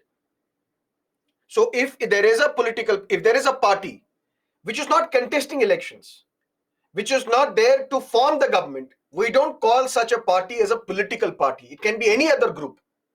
But for a group of people to come together with the sole intention of capturing political power, with the sole objective of taking part in the elections to form the government, such a group is a political party. Now, some of these political parties are registered with Election Commission of India. All political parties, now we know what's a political party. If it wants benefit from the Election Commission of India, it has to register itself with the Election Commission of India. And all these political parties who are registered with Election Commission of India, those are what we call registered political parties.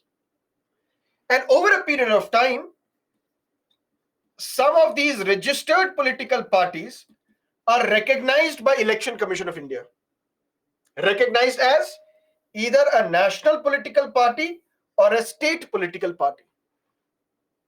Long story short, a group of people who come together to contest elections, to form the government, whose principal intention is to capture political power, such a group is a political party. If it is registered with the Election Commission of India, we call it a registered political party. There are some political parties which are not registered with Election Commission of India. That means these are unregistered political parties. But those political parties which are registered with Election Commission of India, only these registered political parties over a period of time can be recognized by Election Commission of India, either as national political party or a state political party, but after meeting some conditions. What are these conditions? How can we declare a political party a state political party? For example, Samajwadi Party in Uttar Pradesh, Telugu Desam Party in Andhra Pradesh, Bharatiya Rashtriya Samiti in Telangana, Biju Janata Dal in Odisha. These are all registered with Election Commission of India but recognized as state political party. How? Condition number one, if it secures 6% of the valid votes polled in the state at the general election to the respective state assembly and also wins 2 seats in the same state legislative assembly. Legislative assembly elections have been conducted in Uttar Pradesh. Can Samajwadi Party be declared as a state political party? Yes.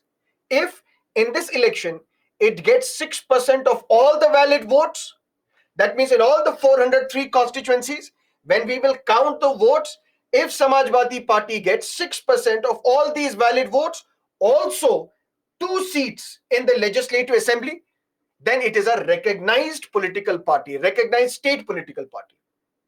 If not, it secures 6% of the total valid votes in the state at the general election to Lok Sabha, also wins one seat in Lok Sabha from the same state.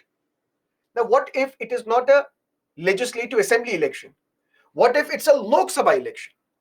In all the 80 constituencies, if Samajwadi Party gets 6% of the valid votes and also wins one Lok Sabha seat, then it is a recognized state political party in Uttar Pradesh.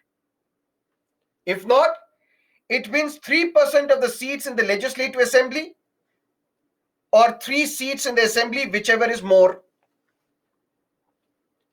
Let's say there are 100 seats in a legislative assembly.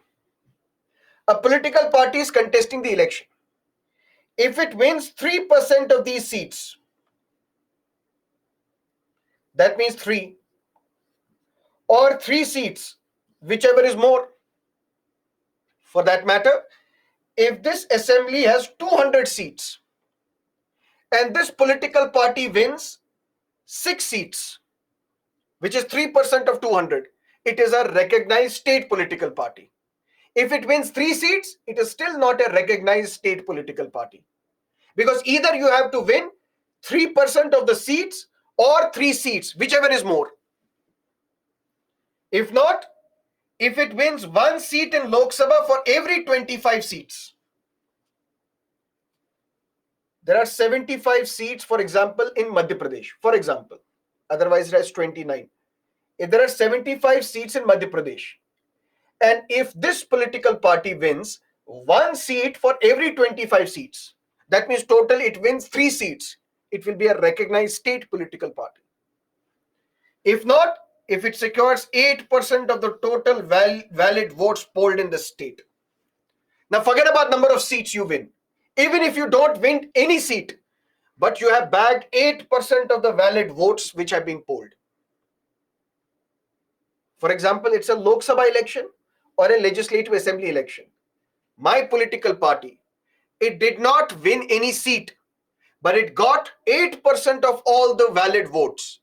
My political party will be recognized as a state political party of this state. If any of these conditions are satisfied, then Samajwadi Party becomes a state political party of Uttar Pradesh. And if this political party gets the same performance, is declared a state political party in 4 or more states, then it is recognized as a national political party throughout the country. That means a political party which meets these criteria, any of these criteria, will be a state political party. Now, if this political party replicates this performance in 4 or more states, that means in 4 or more states, it is declared as a state political party. It will be recognized as a national political party. Who? Election Commission of India. What is the criteria for that?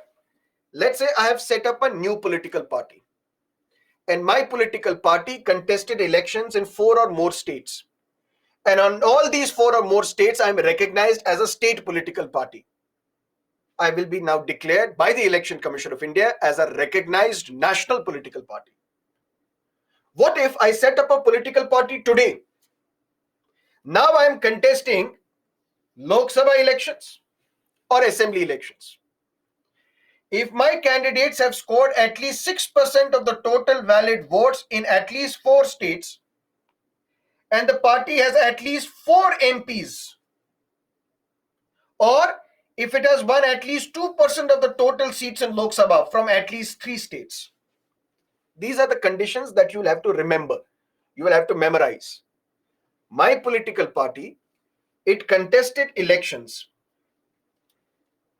There are 543 seats. If my political party gets at least 2% of these seats, which means 10 seats, but these 10 seats should be from at least 3 states. If my political party contests Lok Sabha election in the entire country, and I have bagged 10 seats, But these 10 seats have only come from UP. That means from one state. Or 5 from UP, 5 from Madhya Pradesh. That means from 2 states. I will not be a national political party.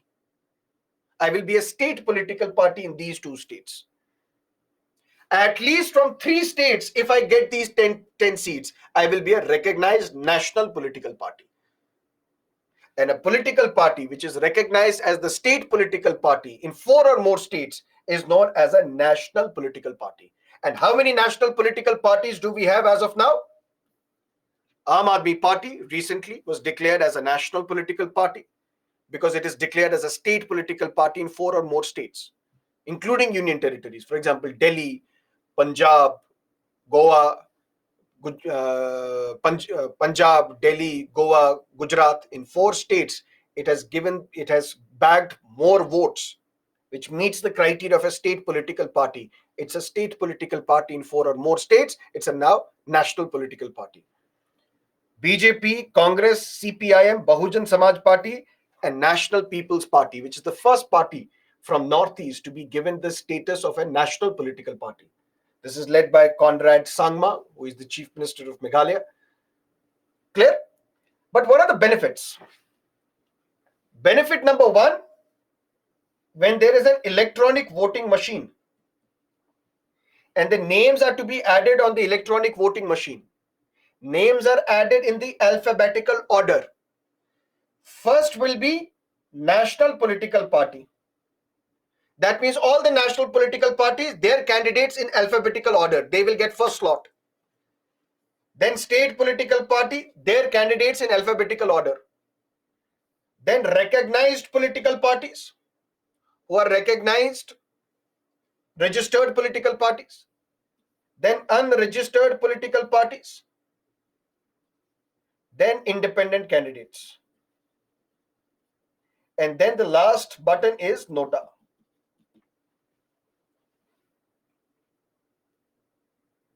Clear?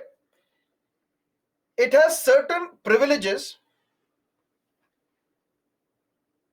If Aam Aadmi Party was not a national political party, listen to me carefully. Broom is the symbol of Aam Aadmi Party.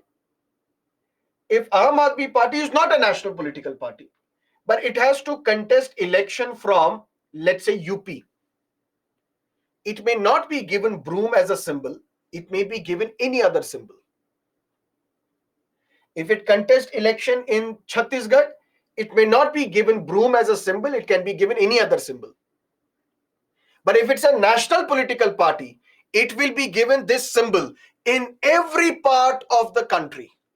That means from now onwards, Aam Aadmi Party, wherever it will contest elections, whether in Andhra Pradesh or Tamil Nadu or Kerala or any other state, it will be given the same symbol, which is the broom. It will get free time for campaigning. That means free slots will be given to Aam Aadmi Party at Doordarshan, All India Radio to campaign in the elections.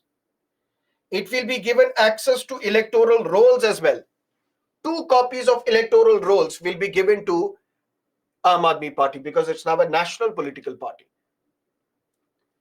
These parties are allowed to have 40 star campaigners during the time of elections. Registered or unrecognized parties are allowed to have 20 star campaigners. What does that mean? There is a spending limit.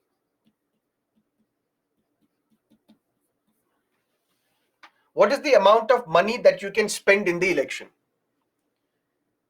If it's a Lok Sabha election, for a large constituency, 90 lakhs you have to spend. If it's a small constituency, 75 lakhs is what you can spend. If it's a legislative assembly election,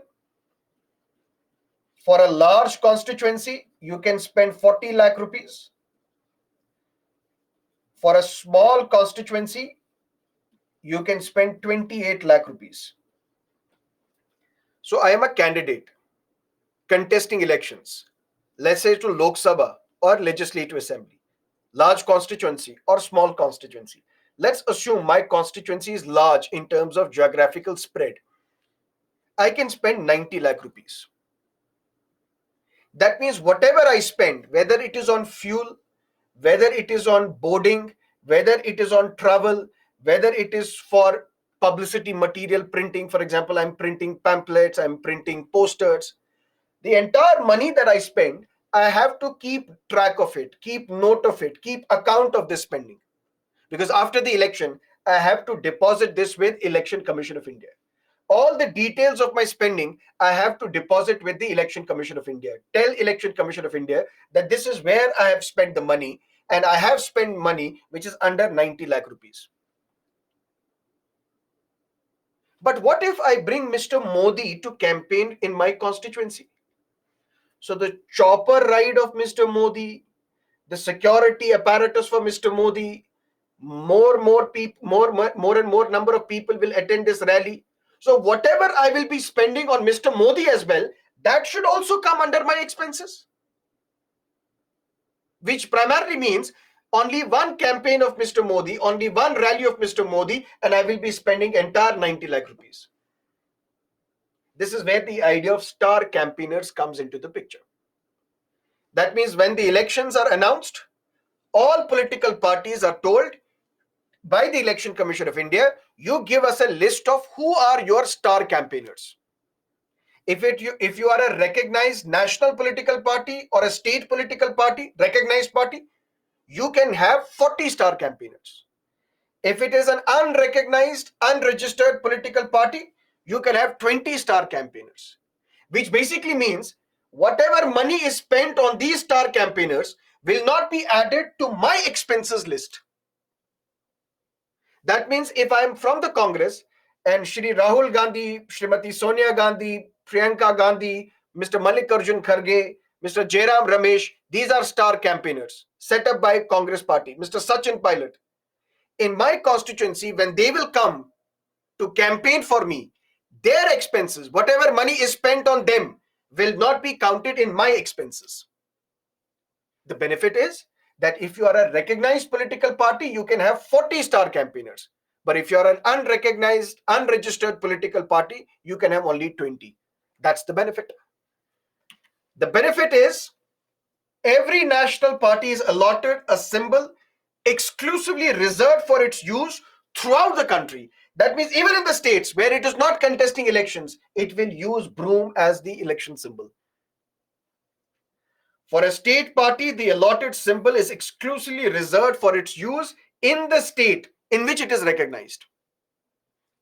What is the symbol of the Samajwadi Party? Cycle. What is the symbol of the Telugu Desam Party? Symbol, the cycle. What is the symbol of Jammu and Kashmir Panthers Party? That's also a cycle. So if Samajwadi Party has to contest elections in Andhra Pradesh, will it be given cycle as a symbol? No. Why? Because Samajwadi Party is a recognized state political party in UP. If it wants to contest election in Andhra, it has to take a different symbol. Clear? But if you are a national political party, you can use your symbol in all the states. Clear? Not just this, there is another benefit. Let's say, for example, voting is on 1st of January 2024 and 31st December or before the voting, one candidate dies. What will happen to the election in this constituency? This is my constituency. There are 12 candidates contesting the election. Voting is today. 2 days before, 3 days before, 4 days before, one candidate dies. What will happen to the election in this constituency? Will election continue or not? Depends. If this candidate is an independent candidate, election continues. If this candidate is from a registered political party, election continues. But if this candidate is from a recognized political party, that means the candidate is from a national political party or a state political party, election will not happen. That means in this constituency, election will not happen. This political party who lost its candidate because of death, this political party, this recognized political party will be told, you set up another candidate and then we will have election in this constituency. These are the benefits of a national political party or a state recognized political parties. And all these recognized political parties, they are given land at a prominent location for setting up of their offices. That means at subsidized rates, at cheap market rates, they are provided land at prominent locations in the cities where they can set up their political offices, their headquarters. That's the benefit of a recognized political party. So what is a political party? A group of people who come together with the sole intention of contesting elections and forming the government. Some of these political parties are not registered with Election Commission of India. We call them unregistered political parties. Some of them are registered with Election Commission of India. We call them registered political parties. Over a period of time, some of these registered political parties may be recognized by Election Commission of India, recognized as either state political party or a national political party. And what is the criteria for a state political party? These are the criteria. And if you are declared state political party in 4 or more states, you become a national political party. And it is the responsibility of the Election Commission of India to grant this recognition. This year itself, three political parties were deprived of their national party status. Which were these 3 political parties? Nationalist Congress Party, All India Trinamool Congress, Communist Party of India. These 3 political parties were previously, before this, at the beginning of this year, these were the national political parties. But when their performance was analyzed in states, they could not get the state political party status in more than 4 states, in 4 or more states. That is why they were stripped and deprived of their national party status. Clear?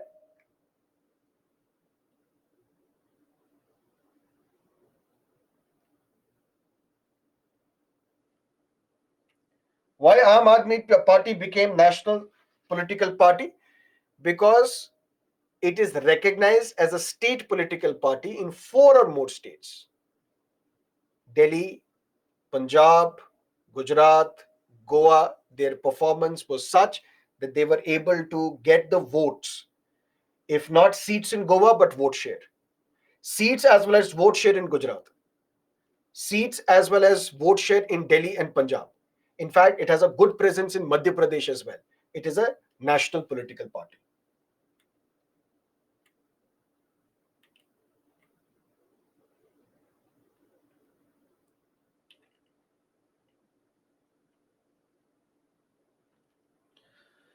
Now let's look at electoral reforms. First, electoral reform. I told you expenses. If I am contesting Lok Sabha election from a large constituency, I have to spend within 90 lakhs. And whatever expenses I have occurred, I have to deposit this with Election Commission of India. That is what we call electoral expenses account. That means I can spend in my elections only 90 lakh rupees. And for that, I have to maintain an account where I mention where I have spent the money, what are my expenditures. Because after the election is over, I have to deposit this account with Election Commission of India, share the details with Election Commission of India. But from what date till what date do I have to maintain this account? From the date of the nomination to the date of the declaration of results. That means when nomination was issued, which means when I filed my nomination papers, till the declaration of results, whatever money I have spent in this period, I have to maintain an electoral expenses account, then deposit after the election with Election Commission of India, so that I can prove that I have not spent more than the limit. But the problem is, let's assume my constituency votes in the ninth phase. Clear? That means after the eighth phase of elections, ninth phase voting will take place. When do I file nomination papers? Maybe in the seventh phase or eighth phase. That means from that date till the declaration of results, whatever money I have spent, I have to maintain the electoral expenses account. But when do I actually start spending the money? Even before the seventh phase. That means when the Election Commission of India announces the dates, from that time till the voting is over, I am spending the money. But the money I am spending from the date elections were announced till the filing of my nomination papers, I don't have to tell anybody how much money I have spent. That is why Mr. Venkaiah Naidu, who was the Vice President of India, he said it rightly. He said we spent 2 crores, 3 crores rupees in an election. So this limit is very bad. It's very small limit. Then how do you get away with?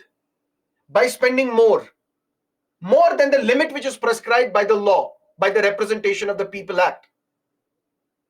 It is possible because you are told to maintain this account from the date you file your nomination papers till the declaration of results. But the real money you are spending before that, when the dates are announced by Election Commission of India, when the notification is issued by the president or the governor, from that date you are spending the money. So the electoral reform number 1 is we should amend section 77 of the Representation of the People Act, so that you need to maintain this electoral expenses account from the date of notification of election till the declaration of results. That means if my constituency votes in the ninth phase, from that time till the declaration of results, whatever money I spend, I have to maintain the electoral expense account. So reality is I spend money even before that. From the date notification is issued by the president or the governor, from that date till the declaration of results. That is how I get away with this law.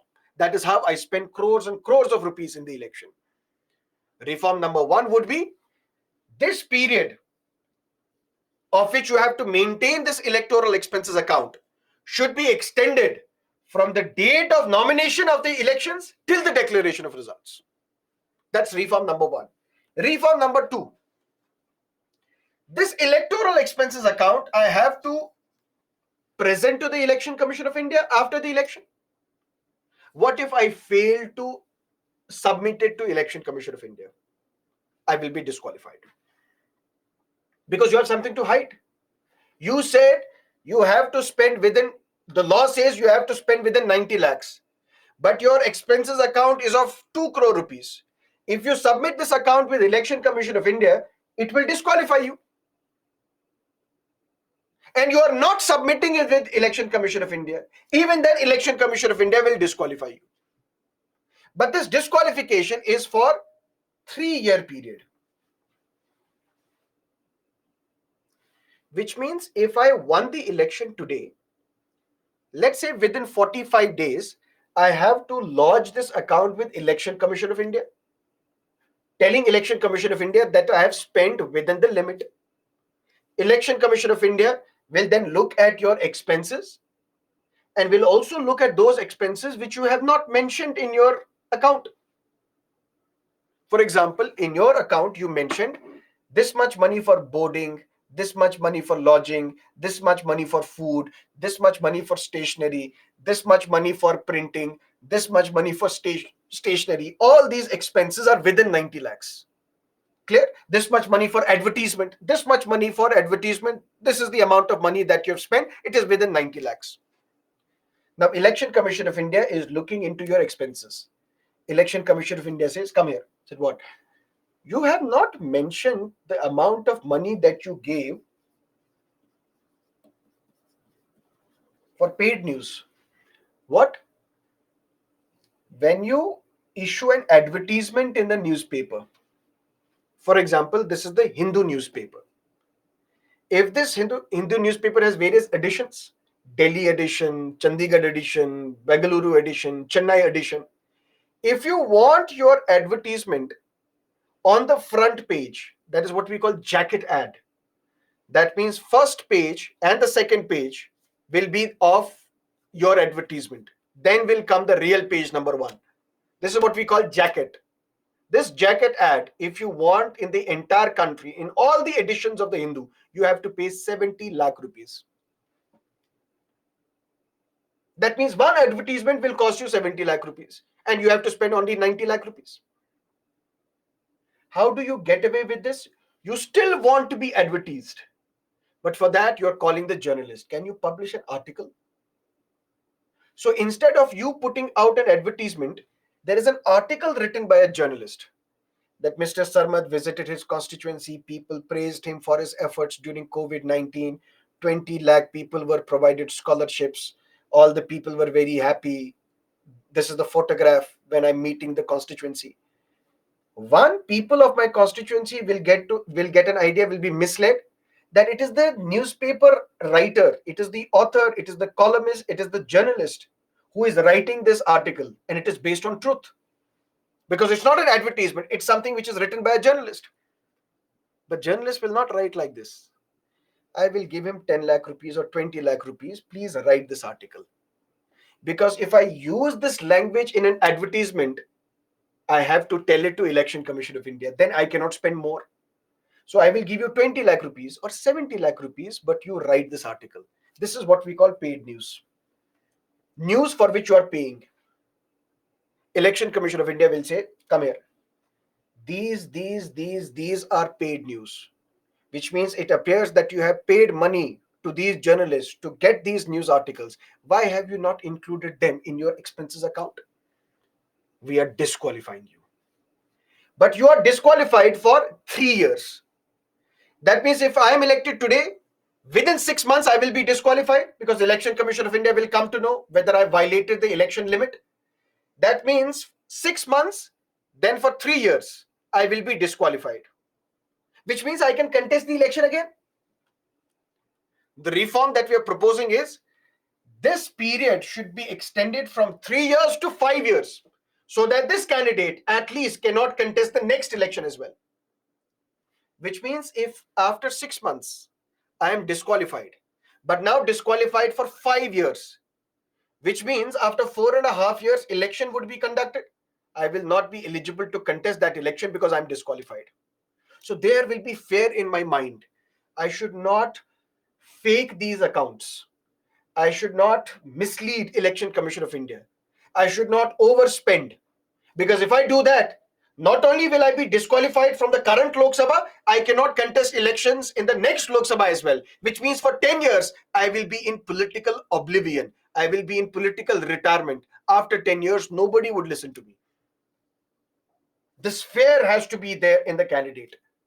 You have to lodge these accounts expenses with the Election Commission, and at the same time you should, if you fail to lodge this account or if you violate the election limit, then you should be disqualified from the existing 3-year period to 5-year period.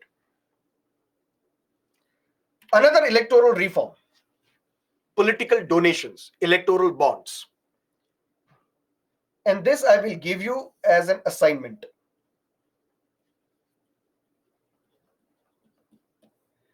There is a video lecture on electoral bonds on our YouTube channel.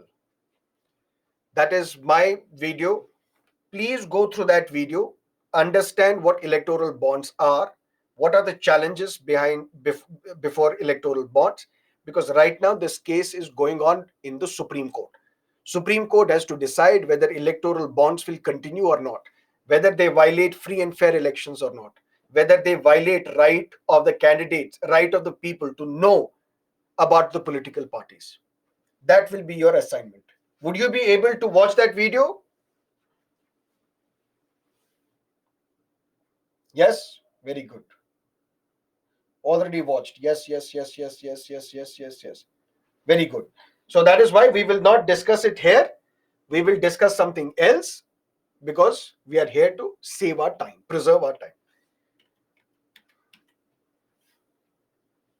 Today, a candidate can contest elections from up to 2 constituencies. There was a time when there was no limit. You could have contested elections from 3 constituencies as well. Mr. Vajpayee once contested elections from 3 constituencies. Mr. Rahul Gandhi contested from 2 constituencies. He lost one, won one, but Mr. Modi contested election from 2 constituencies, Vadodara and Varanasi. Even if you are contesting elections from up to 2 constituencies, maximum 2 constituencies, you cannot retain both the constituencies. You have to give up one. Mr. Modi decided to give up Vadodara and retain Varanasi. But in Vadodara, by-election was to be conducted. Fresh election was to be conducted. That means more money was spent, more resources were utilized. Ultimately, waste of time. Representation of the People Act should be amended. Section 33, Clause 7 should be amended so that the candidate should be allowed to contest election from only one constituency. Because it's a waste of time, waste of resource. It's like you are harassing the voter. Vote now, after a few months, we will come back to you, vote again. At a time when we are calling for one nation, one election. That means one election throughout the country, whether it is for Lok Sabha or Legislative Assembly. It is incompatible with that idea of one nation, one election to allow candidates to contest election from up to 2 constituencies. Amend Representation of the People Act and allow candidates to contest election from only one constituency. That's another reform. Another reform suggested by Law Commission is that independent candidates should be barred from contesting elections. Who are these independent candidates?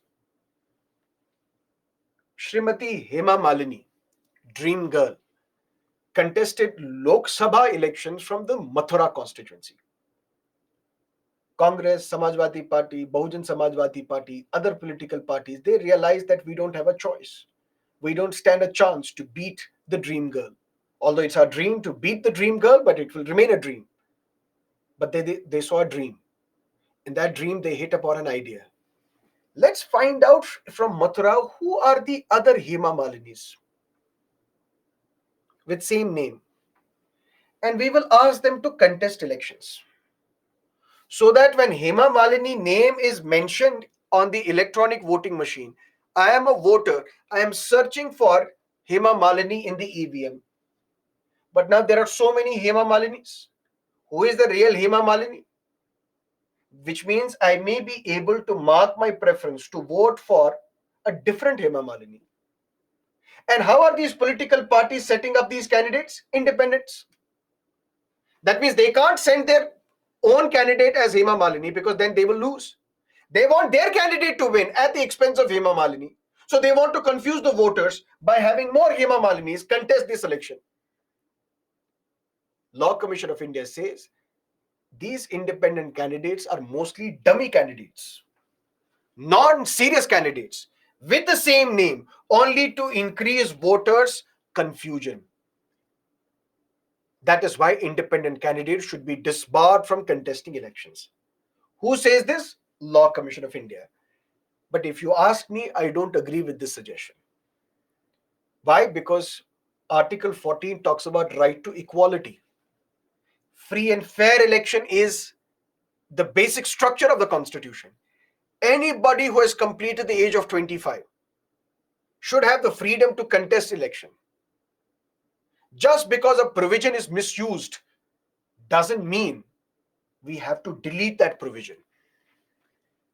We need to create more voter awareness to ensure that these dummy candidates lose. And these dummy candidates do lose the elections. It's not that a random Hema Malini defeated the real Hema Malini. Hema Malini still won the election. So personally, I don't agree. But if there is a statement, a question asked in your prelims examination, Law Commission of India recommends independents be disbarred from contesting elections. You should know the statement is correct. Law Commission has recommended this. But I don't agree. Whether you agree or not is irrelevant.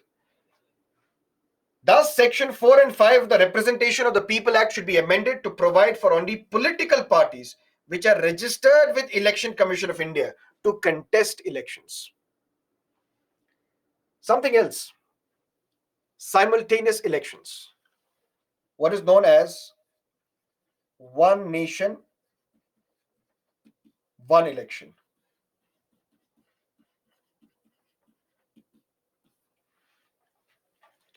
Again, on this very topic, there's a video on YouTube.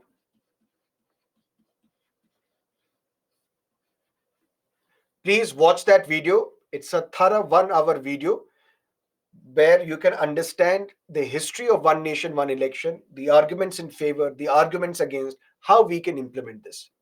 This is your assignment number 2.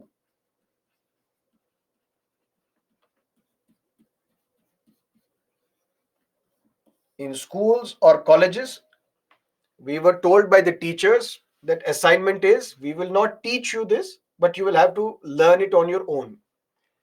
Assignment I am giving you right now is, I will not teach you here, but I have already taught it on YouTube. So you don't have to work extra to get these assignments done. But please watch these 2 videos, one on electoral bonds, the second on one nation, one election. There is a video by Anubhav sir as well on one nation, one election. You can watch that video or you can watch my video, your choice. Both are equally good. His is better than mine. But watch that video so that you understand what is one nation, one election. These are the 2 assignments that you have.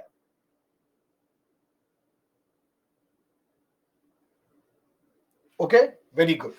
So that we can utilize this time to discuss something much, much important, which is not there available on YouTube or in other platforms. State funding of elections.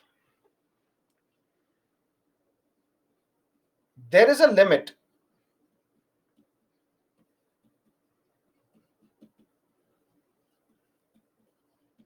on the spending of candidates.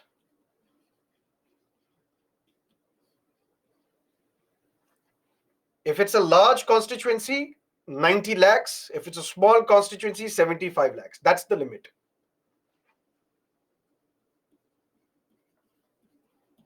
There is no limit on political parties spending. Candidates have a limit. Political parties have no limit. So political party can issue these jacket ads every single day, spending 70 lakhs per ad, asking people not to vote for a candidate, asking people to vote for this symbol, which is lotus, vote for the symbol, which is hand. There has to be limit on political parties and their spending. Otherwise, you're violating fair elections.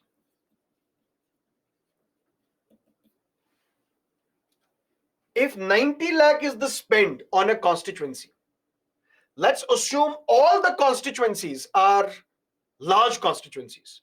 So 543 constituencies, 90 lakhs, which basically means close to 500 crores. That's it. According to Association for Democratic Reforms, according to various observers, Election Watch, in the last election, we spent close to 5,000 crore rupees, which makes Indian parliamentary election more expensive than the US presidential elections. And one reason for that is there is no limit on political parties and their spending. There has to be a limit. Not just that. There is one political party which is very rich, and I don't have to even reveal the name of that political party, which is very rich, which gets political donations, which gets donations from the corporates, which gets money from the electoral bonds. A rich political party. And then there is a political party which is poor.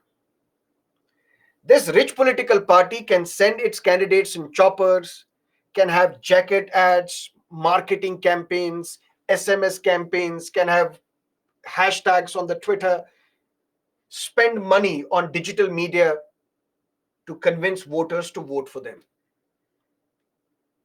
But this poor political party will not be able to. Should in a democracy,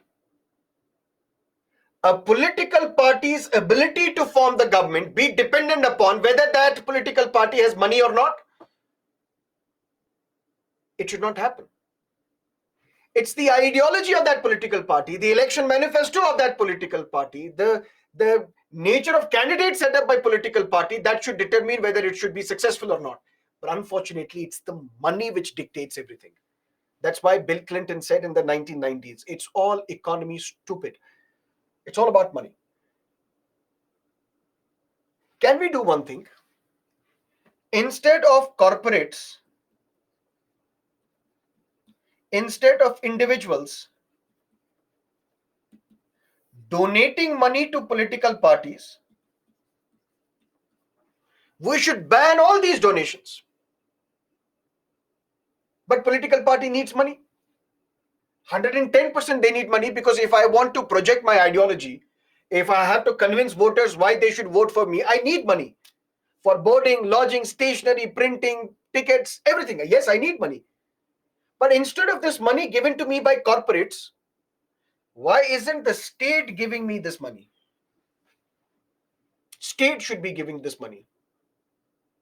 And it won't cost much. If 10 rupees per voter, both state as well as center is contributing, all the voters in my state, the state government will contribute 10 rupees per voter in this election fund.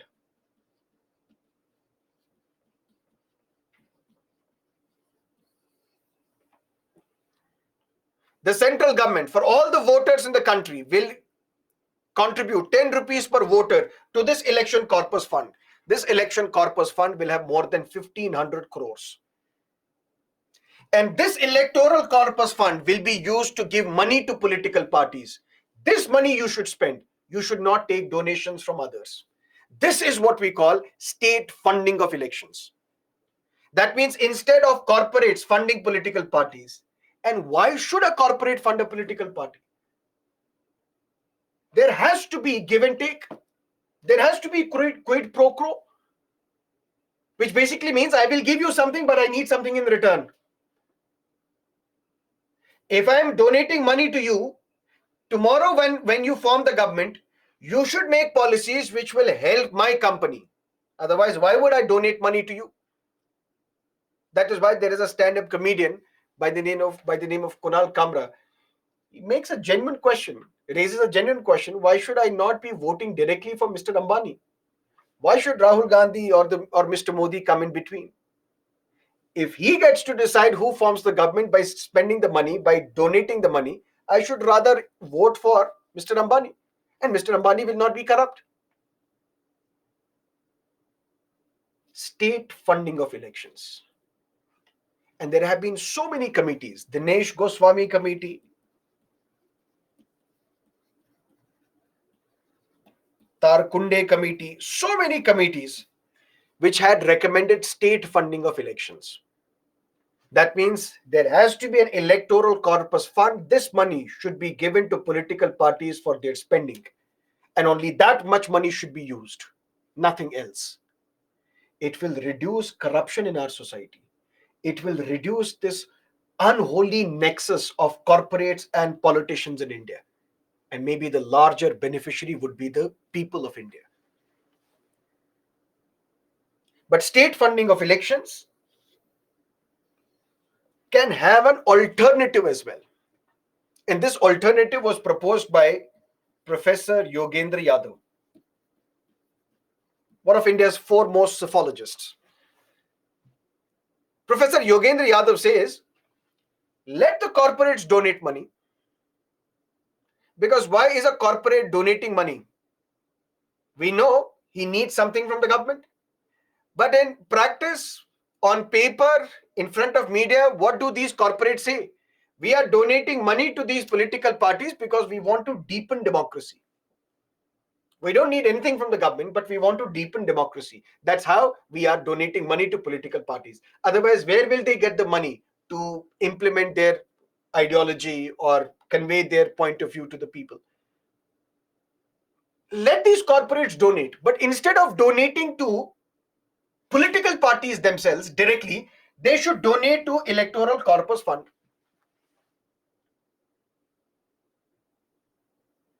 Because there is one problem with electoral corpus fund. What is that problem? I want to contest elections. I don't have a support. People don't know me, they won't vote for me. My opponent is Mr. Modi, Mr. Rahul Gandhi, Mr. Kejriwal. Let's assume four of us are contesting elections from this constituency. Where will the money come from? Electoral corpus fund. That means this money has to be equally given to all the four candidates. I don't have the support of the people, yet I will get the money to spend to campaign for my elections. This will result in a situation where non-serious candidates will also come up. Let's contest elections. At least we will get the money from electoral corpus fund. That is why politicians are reluctant to implement state funding of elections. Saying otherwise, if we implement state funding of elections, more and more candidates who are non-serious candidates, they will also contest elections because they will get some money to contest elections. That's one problem. Another problem is, should it not be that more money should be given to Mr. Modi because he has more support? Less money should be given to me because I have no support. And how do we gauge the support, test the support? Whatever money is in the electoral corpus fund, money should be distributed in proportional representation system. Which means if from my constituency, I got 30% of the votes, 30% of this money which was supposed to be given to this constituency should be given to me. 20% to Mr. Modi, 10% to Mr. Kejriwal, 0.001 to Mr. Rahul Gandhi. In proportion to your support, that much amount should be given to you. And do you know what it will do? It will then democratize the political parties. Imagine it this way. After the election is over, we have this electoral expenses account, electoral corpus fund. 36% of this money will be given to Congress. 20% of this money will be given to the BJP, for example, depending upon your vote share. What it will do, it will encourage political parties to get more support of the people, to get more votes from the people, so that they will get more money from this fund. Not just this, now the cadres of the political party, the workers of the political party, they would now impose demands on their leaders. See, because of us, because of our work, because we give you votes, we ensure voters vote for you. You got 300 crores. Now this money should also be given to us in the form of salary, increased salary. It will democratize political parties as well if state funding of elections takes place. So state funding has two meanings. One, corporates should not fund at all. Let every state, every center contribute 10 rupees per voter. And this money will go in the election corpus fund. And whatever money is required by political parties will be given out of this fund. Or the other alternative is, let the corporates donate. But this donation, instead of going directly to a political party, should go to this fund. And then this money will be distributed amongst the political parties based on their representation based on their vote share in the last elections. That means more the voters, more the votes, more the contribution from this fund to your political party. And when the workers of the political party will get to know that this is the amount of money that we are receiving because of our hard work, because we convince voters to vote for you, they will also make demands on the leaders of that political party that this money should also be given to us in the form of increased salaries. This will democratize political parties. That is what we need in funding of elections. That can be another reform. Criminalization of politics. There was a time when I am a criminal, but I am supporting a candidate of a political party. all my gundas, all my money will be given to you. You contest election, you win the election.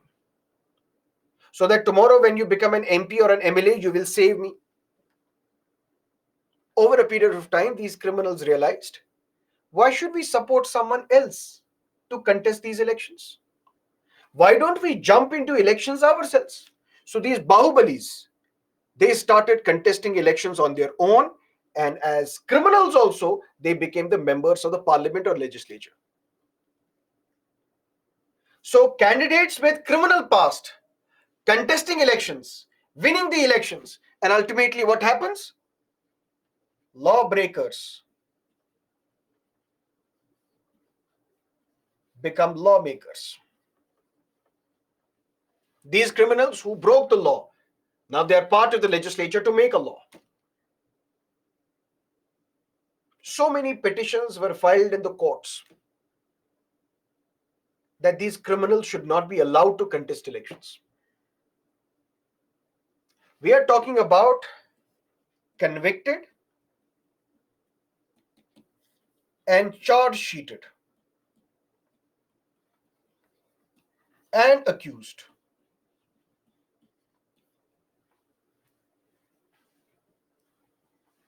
Satyam, it is Yogendra Yadav, not Yogendra Singh. Yogendra Singh is a sociologist. Yogendra Yadav is a psephologist. Yogendra Yadav previously was a part of the Aam Aadmi Party. He was also part of Center for the Study of Developing Societies. He's also part of the group, the advisory group, which used to make your NCRT books. Yogendra Yadav, Professor Yogendra Yadav. But be that as it may, we are talking about criminals who are convicted, charge sheeted, or accused. Convicted individuals cannot contest because once you have committed any crime under the Representation of the People Act, you will be disqualified. And I will tell you what are those disqualifications. Which means if you are convicted for a crime, you will not be disqualified. If you have been convicted for the crime, you cannot contest elections because you are disqualified from contesting elections. Should somebody who is accused of committing a crime not allowed to contest elections? No, because then it would be access. I'm a strong candidate contesting the elections against Mr. Modi, Mr. Rahul Gandhi, Mr. Kejriwal. All of them, they fear me. They think that I will be able to win the election. One accusation that I'm a thief, one accusation that I'm a terrorist, one accusation that I'm a murderer, one accusation that I'm a corrupt. If accusation leads to disqualification, then it is dangerous for the society. It is dangerous for democracy. And we are not even talking about accused. One, if you are convicted criminal, you cannot contest elections. One, if you're accused, just because you're accused of a crime, you should not be disqualified from contesting elections. Because the golden rule of criminal justice system is you are innocent until proven otherwise. But then there are individuals accused of serious crimes for which you are charge sheeted as well. Serious crime can be terrorism, murder, rape, corruption, violence, polarizing society. If you are an individual with a serious crime accusation and you have also been charge sheeted, now whether you will be declared guilty or not, that is for the court to decide. But you are accused of a serious crime for which you are charge sheeted as well. Charge sheet has been filed in the court of law. Such people should not be allowed to contest elections. Let you clear your name, after that you can contest elections. Various petitions were filed. Association for Democratic Reforms also filed a petition that such people should not be allowed to contest elections. Political parties said, you can't impose a limit on us. It is our job, it is our responsibility to give tickets to political parties, to candidates. And it is for the people to decide whether they want to vote for them or not. So in a democracy, everybody has the right. If they are convicted, they cannot contest elections. But otherwise, they should be allowed to contest elections. Supreme Court asked an important question. Supreme Court said, why give tickets?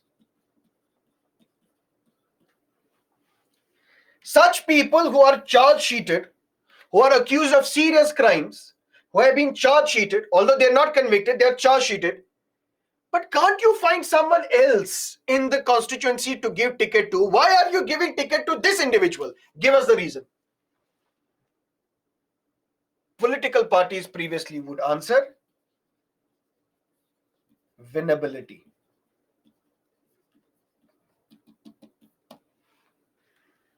We are a political party. Our principal objective is to contest elections and capture political power, form the government. For that, we need candidates who can win the elections. It is because they can win the elections, that is why we are giving them tickets. Last year, Supreme Court said no. Don't give us the reason that only because of their winnability, you are giving them tickets. Any other reason, if you have, tell us those reasons. And not us, tell the people. What you have to do, two national newspapers, if it's a Lok Sabha election, two prominent newspapers at the state level, you have to give an advertisement and mention the reason why you are giving tickets to these criminals, and don't mention winnability as a reason. Not just that, on your website, you should have a prominent place where you should explain why you are giving tickets to these criminals to these candidates with criminal past. Imagine the embarrassment that political parties will have to face when, as a political party, the BJP, the Congress, will have to issue an advertisement in two newspapers explaining the reason why Mr. Bhushan, who is accused of serious crime, was given ticket by us. And it is not because of his winnability, it is because of some other reason. And what is that other reason? Mention that in your notification. This is how Supreme Court is trying to prevent criminalization of politics, to ensure that candidates with criminal past are not allowed to contest elections, are dissuaded from contesting the elections. But even these directives have been misused by political parties, ignored by political parties. In the last few elections after this judgment, political parties, they have not issued such advertisements. They have not even put up on their website at a prominent location the reason why we are giving tickets to these candidates with criminal past.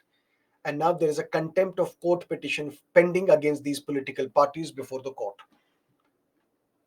The prayer is, the petitioner prays that contempt of court proceedings should be initiated against these political parties because they have deliberately, willfully disobeyed a court order, the judgment of the court. Let's see what the court will have to say on this matter. But criminalization politics, more than 1,700 MLAs in India, they have criminal past. More than 200 MPs in Lok Sabha, total 300 MPs, both from Lok Sabha and Rajya Sabha, they have criminal past. And it gives a sense to the people that lawbreakers are there making laws in the legislatures. For that, this is a welcome step because it will embarrass political parties because they have to explain to the people the reason why we are giving tickets to these candidates with criminal past without mentioning that they can win the election. Winnability is not a criteria. Any other criteria that you have, tell the people, so that you are exposed before the public and you are embarrassed and you will not give tickets to candidates with criminal past. Criminalization of politics. Then I told you that there are two laws that we have to discuss: Representation of the People Act 1950, Representation of the People Act 1951. Even without you knowing, we have covered Representation of the People Act 1951.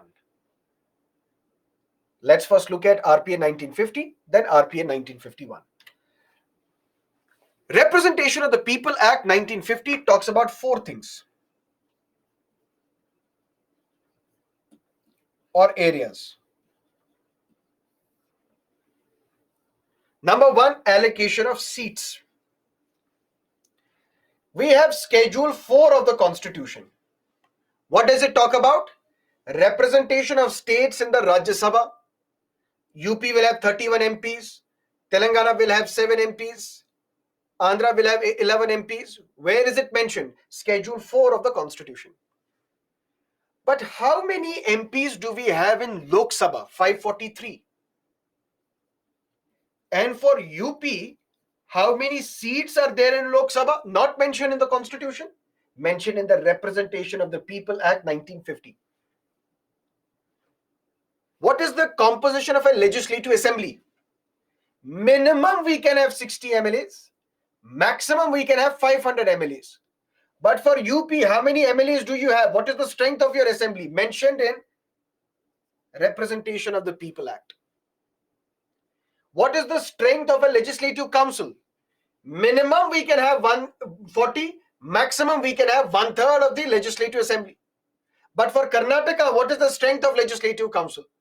For Bihar, for Uttar Pradesh, for Maharashtra, for Telangana, for Andhra, what is the strength of the legislative council? That is mentioned in Representation of the People Act 1950. So Representation of the People Act 1950 talks about number one, allocation of seats. Allocation of seats to Lok Sabha, to Legislative Assembly, to Legislative Council. Because allocation of seats in Rajya Sabha is already mentioned under Schedule 4 of the Constitution. That's number one. Number two, it talks about delimitation of constituencies. After every census, there should be delimitation, which will lead to redrawal of electoral boundaries. That is done under the provisions of Representation of the People Act 1950.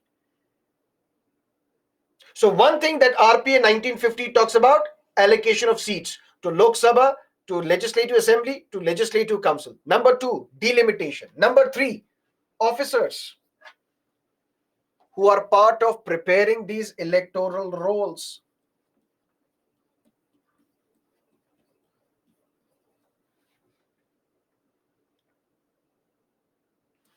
At the district level, we have a district election officer who is the district collector, collecting all the details of the voters and helping in preparing this electoral roll.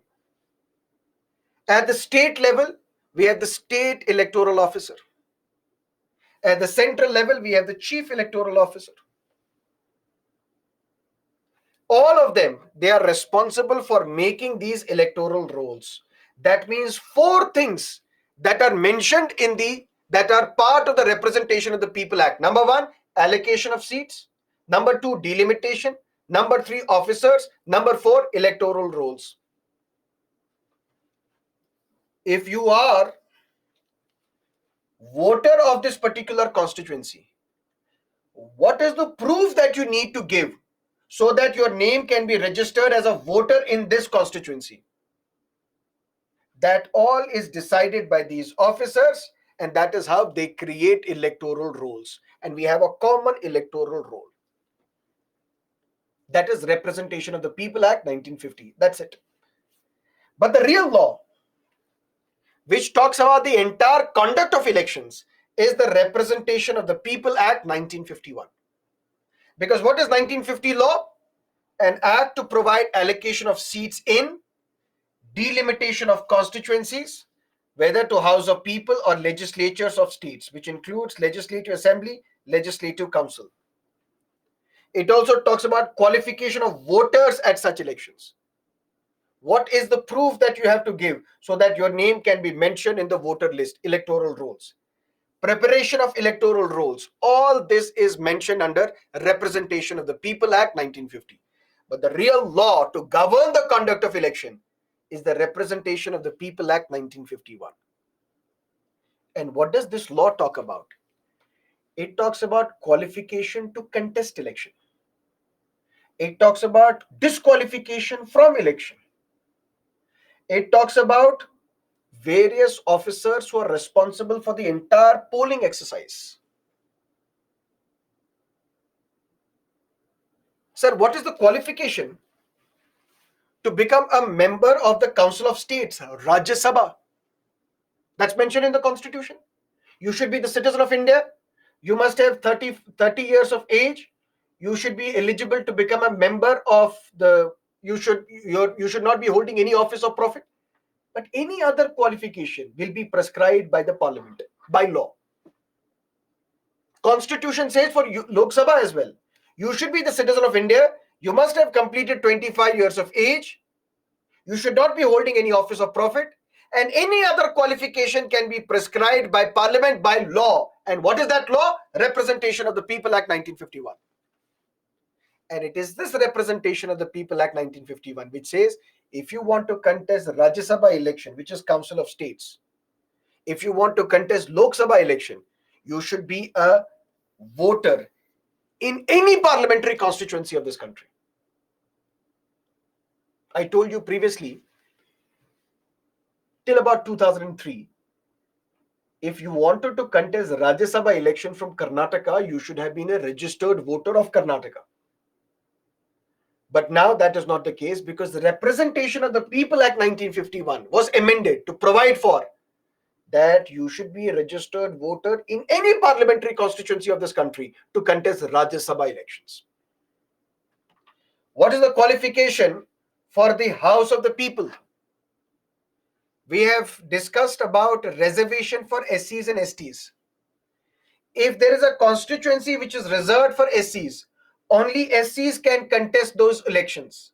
If it's a seat reserved for STs, only ST can contest election from that seat. Where is it mentioned? Representation of the People Act 1951. It not only talks about qualification for Lok Sabha, Rajya Sabha, it also talks about qualification for Legislative Assembly, qualification for a Legislative Council. That means if you have to contest Legislative Assembly election, you should be the registered voter in that state. If you have to contest Legislative Council election, you should be the registered voter in that state. All these qualifications are mentioned where? In the Representation of the People Act 1951. But not only qualifications, it also talks about disqualification.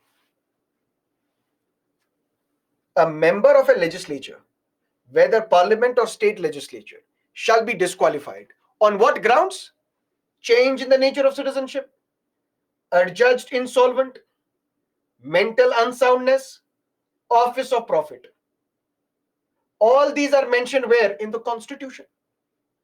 But Constitution further says additional grounds of disqualification can be prescribed by Parliament by law. That means Parliament will enact a law and provide additional grounds on the basis of which the legislator can be disqualified. When we discussed this, I told you there are two laws: Anti-Defection Law, which we have discussed, and the Representation of the People Act 1951, which we will discuss. That means additional grounds of disqualification are also prescribed by Representation of the People Act 1951. And there are three sections that you have to keep in mind. If there is a legislator, listen to me carefully. If there is a legislator, a member of parliament, a member of state legislature, if you have been convicted for under section 153 capital A, that means you are promoting enmity between different groups on the grounds of religion, race, place of birth, or if you have been convicted for bribery, or if you have been convicted for undue influence or impersonation at an election. For example, I am a voter, clear? But my vote is in a different constituency. I am contesting from this constituency. Now I am also voting in this constituency, but I'm impersonating someone else. If you are the registered voter, I'm saying Raj is the registered voter and I am Raj. I'm impersonating you. You can be disqualified. That means if you are convicted for all these offenses, let's say rape, murder, all these offenses under section 8 clause 1, even if only fine is imposed or you are imprisoned, that means if you are convicted for these offenses under section 8 clause 1, whether you are imposed with a fine or with an imprisonment, both will lead to disqualification. Even a fine will lead to disqualification, which means you're disqualified. A fine of 10 rupees, disqualified. Imprisonment, disqualified. Imprisonment for 1 day, 2 days, 3 days, 3 years, 30 years, disqualified. And what is that disqualification period? If only fine is imposed for a period of 6 years from the date of such conviction. If today the fine of 100 rupees is imposed on me, but I have been convicted for these offenses under section 8 clause 1, from the date of my conviction for 6 years, I cannot contest elections. I am disqualified. But if I am sentenced to imprisonment, let's say I am convicted today, I am imprisoned for 10 years. For 10 years, I cannot contest elections. Once I am released, 6 years, I cannot contest elections. That means total for 16 years, I will not contest elections. I'm disqualified. Where is it mentioned? Representation of the People Act 1951. Which means if you are convicted for these offenses mentioned under section 8 clause 1, doesn't matter whether you are imprisoned or only punishment is given to you, which means only fine is imposed on you. Doesn't matter, you will be disqualified. But if you are disqualified if you are convicted under section 8 clause 2 of the Representation of the People Act, for example, you are convicted for hoarding or profiteering, and I've told you last time, Essential Commodities Act, if onion is an essential commodity, there is a limit to the amount of onions that you can hoard. If you are hoarding more than that limit, that means basically you are guilty of hoarding an essential commodity, and for that punishment can be given to you.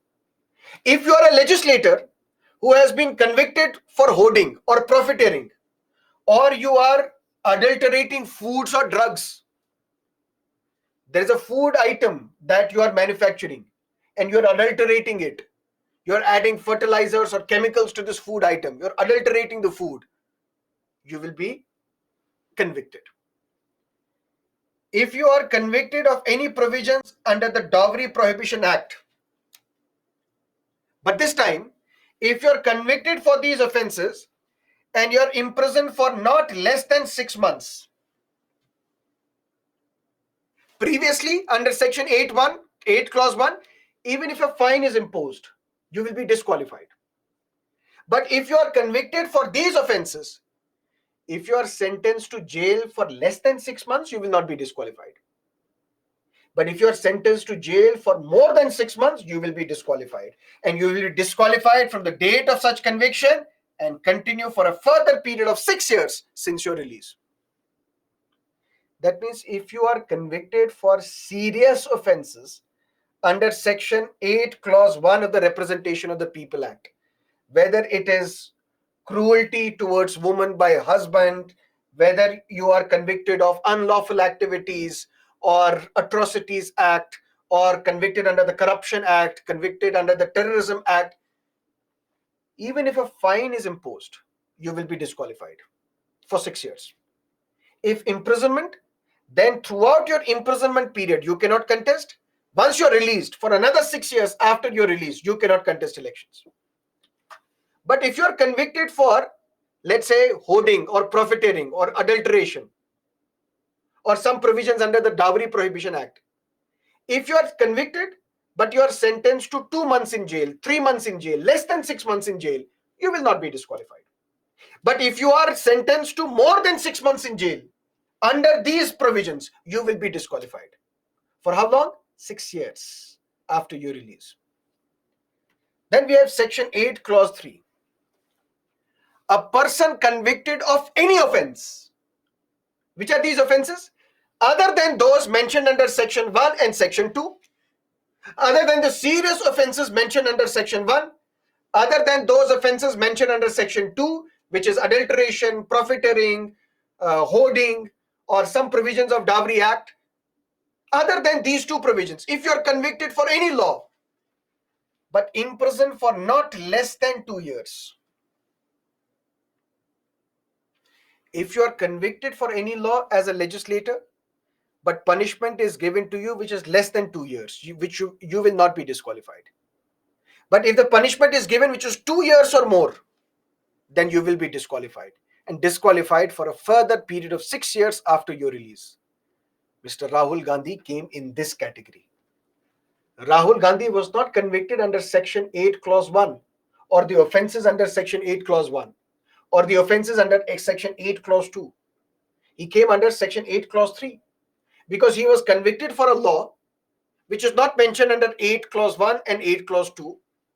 Any other law for which, if you are given 2 or more years in jail, you will be disqualified, and disqualified for a further 6 years after the release.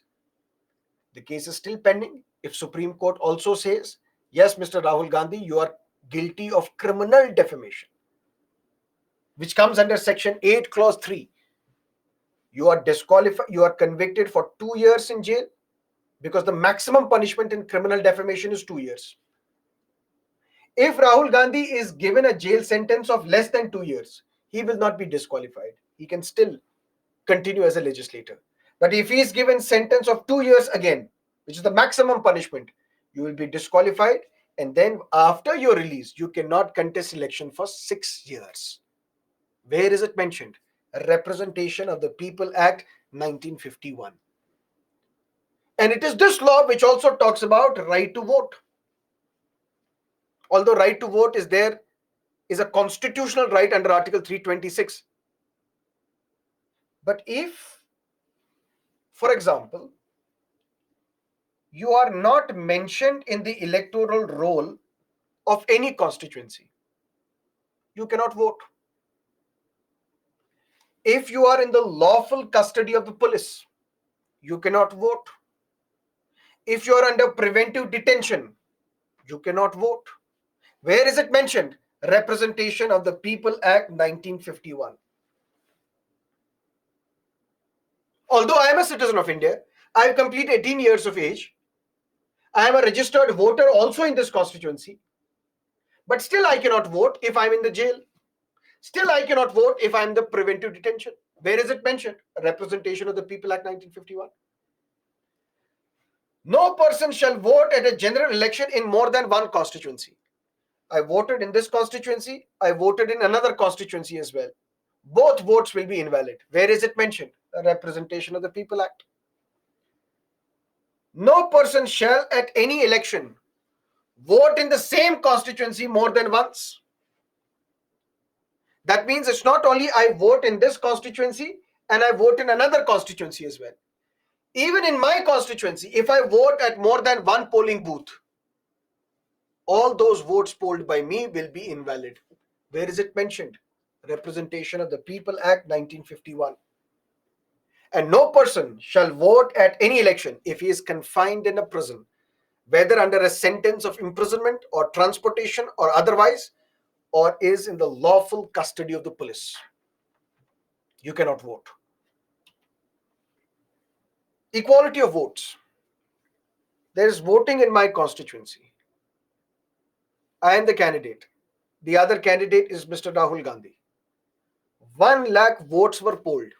I got 50,000. He also got 50,000. Who is the winner from this constituency? This is where I told you, returning officer. Returning officer for this Lok Sabha election is the district collector. The parliamentary constituency, that district's district collector is returning the winner. So what this returning officer will do? He will draw chits. 2 chits. In one chit, my name. In another chit, Rahul Gandhi's name. Pick the winner. It's my name. Rahul Gandhi has lost again. Is this allowed? Yes. In case of equality of vote, where both the candidates get equal number of votes, the returning officer returns the winner by drawing lot, by throwing chit, taking one winner, and this person is the candidate. This person is the representative. Where is it mentioned? Representation of the People Act 1951.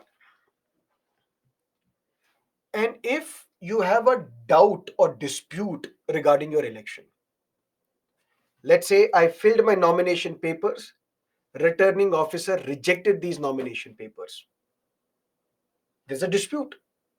Where can I file such a case? In the High Court. That means all these election disputes can be filed by filing an election petition after the election is over. That means once the election is over, then you can approach the High Court. And High Courts will try these election petitions.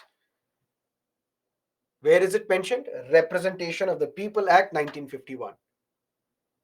And if the elections will take place in Madhya Pradesh, all the companies operating in Madhya Pradesh will have to give a paid holiday to all the voters, which means this is Karnataka. We have elections in Karnataka. All the employees of our company who are voters in Karnataka, they will be given paid holiday. That means they don't have to work, they are on a holiday, but they will be paid for it because they have to do their duty, which is to vote in these elections. And something you would know, which I don't have to even reveal, liquor is not to be sold, given, or distributed on a polling day. Where is it mentioned? It is mentioned under Representation of the People Act 1951.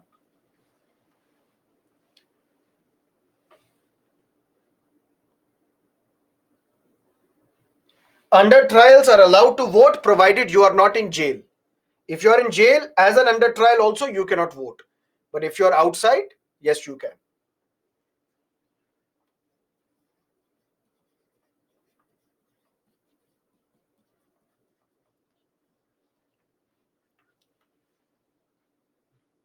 We have voters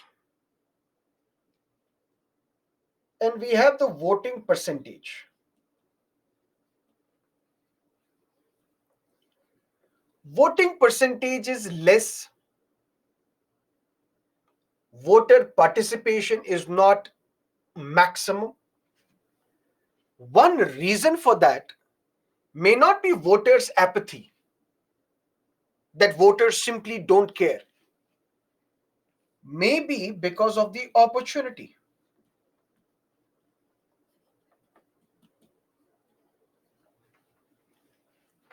Maybe because we have massive migrants.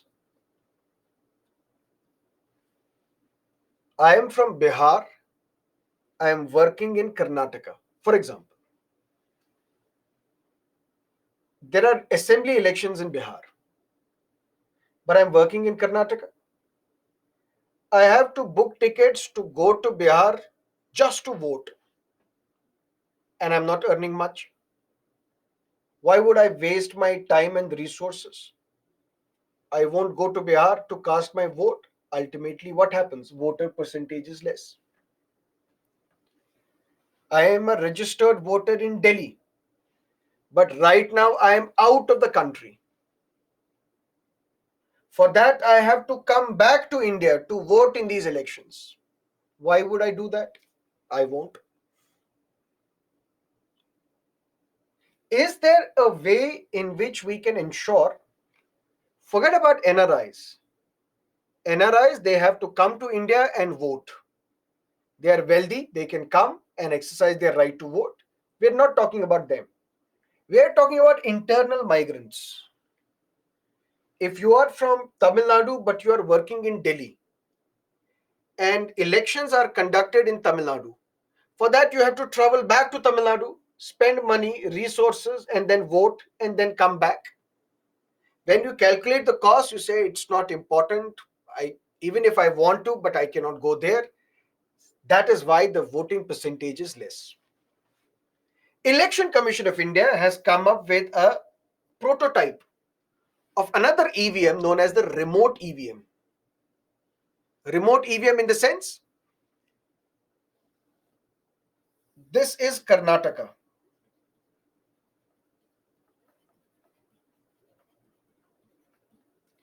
And this is, let's say, Madhya Pradesh.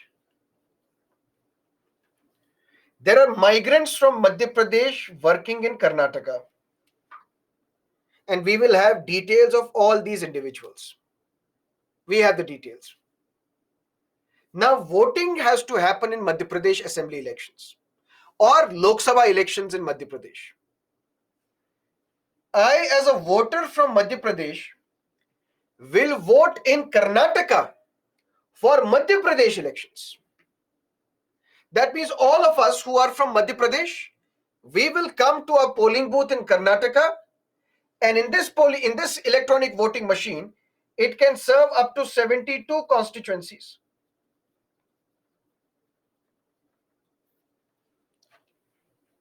Let's say we have 120 seats in Madhya Pradesh, for example, and we have migrants from Madhya Pradesh in Karnataka. All we have to do is set up two EVMs. All these migrants will come, they will look at which is our constituency. 72 constituencies will be on one EVM, 72 on another EVM. I will have to press the button against one constituency. That means my vote will be registered against that constituency for that candidate. So allowing these migrants to vote remotely from their place of work for a place where they are a voter, that is what we call remote EVM. Remote EVM was to be implemented. Election Commission of India asked all the political parties, please be present, and we will show you how this remote EVM works. Election Commission of India, political parties say, first you have to enhance the credibility of the existing EVM. Then we can shift to remote EVM, because political parties are still adamant on the same thing. Modi ji is hacking the EVMs. That is why he is winning the election. To make democracy deeper and participation maximum, we need this electronic or remote electronic voting machine, by which these migrants, particularly seasonal migrants, who are these seasonal migrants or short-term migrants? People from Bihar, Odisha, Uttar Pradesh, they travel to Punjab and Haryana during the harvesting season. They stay there for a couple of months. During this period, if there is election in their state, they won't go because they know our work is only seasonal for 2 months only. For such individuals, you need to allow them to vote remotely. But sir, in urban areas, if the voting percentage is less, can't we use Aadhaar and our mobile phone to vote? We can, but is liable to be misused as well. If Pegasus can be deposited or stored into your phone, any software can be used through which, even if you have not voted, your vote will be registered for a particular political party. The time is not yet ripe for voting at home using your smartphone and Aadhaar, but the time is ripe to vote at a polling booth, but remotely for your constituency. That is remote EVM.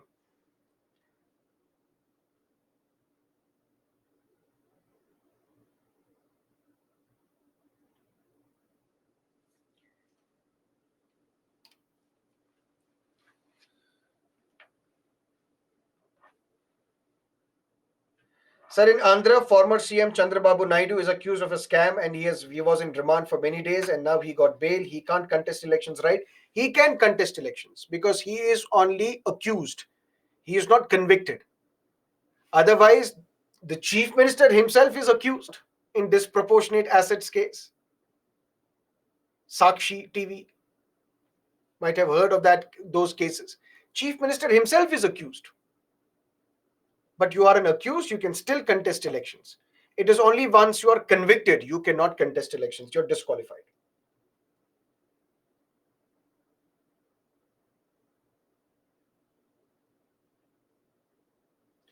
Sir, but you said courts are barred from election proceedings, but now you are saying that agreed person can approach the court if there is an election dispute. Article 329 bars the interference of court in electoral matters.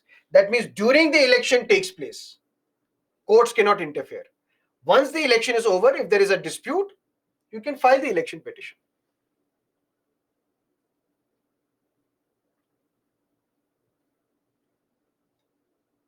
Is plebiscite final output binding on the government? Yes, it is.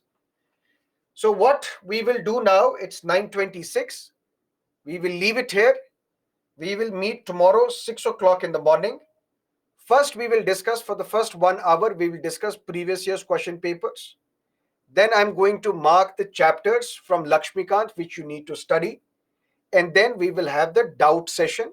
Any doubts that you have, please shoot them. We will resolve the doubts tomorrow. Okay?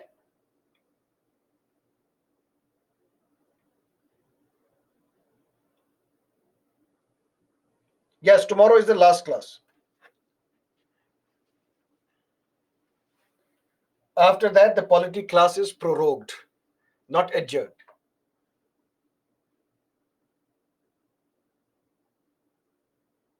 Any questions as of now? Sir, why don't you continue now for half an hour? I could, but then there are students who have to go to office or college and they will miss out. Otherwise, I can.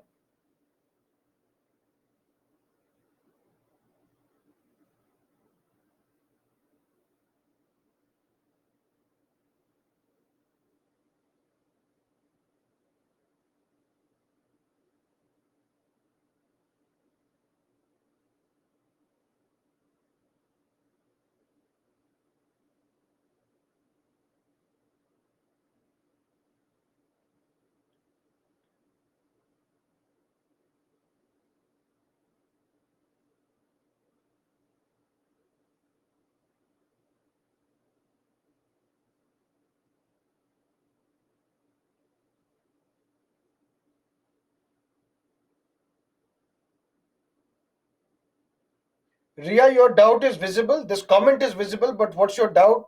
That's not visible. I can't see. Dismissal of all India service officers from the service can be done only by the central government. Yes, and that we will discuss in governance, role of civil services in democracy. There we will discuss UPSC. What are the actions that can be taken against a civil servant? For example, you can be suspended, or you can be reduced in your rank, or you can be forced to compulsorily retire, or you can be removed, or you can be dismissed from the service. In all these actions, UPSC is consulted, but it is the central government which can remove you.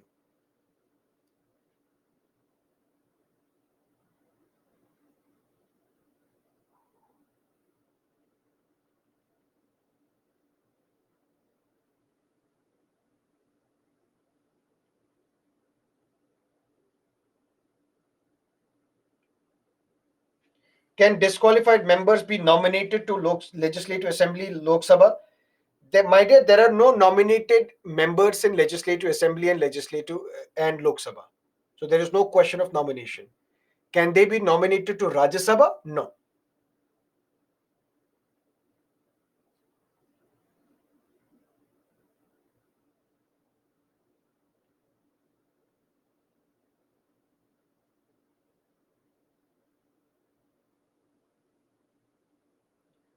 Yes, Ritika, your comment is visible, but what's your query? For nomination rejection, can we approach the Election Commission of India? No, when nomination papers are rejected, you can't do much. Election will take place. After the election, you can file an election petition before the High Court. But something strange has happened recently. Recently, in West Bengal elections, one candidate's nomination paper was rejected by the returning officer. He even then approached the High Court. High Court allowed his nomination papers to be accepted. That is why I told you previously, courts can do anything in India.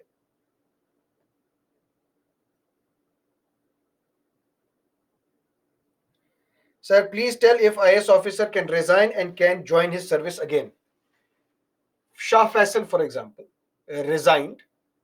His resignation was not accepted, it was pending. Before action could be taken by the government. That means if government has accepted the resignation, now you can't join back. If the government has rejected that resignation letter, you can join back. But if the government has not taken any action on that resignation, it is pending.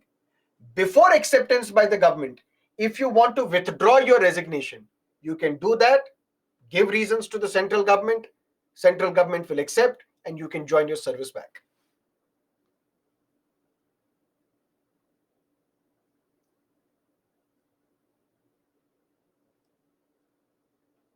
Can convicted MLA continue their post if they appeal in the court?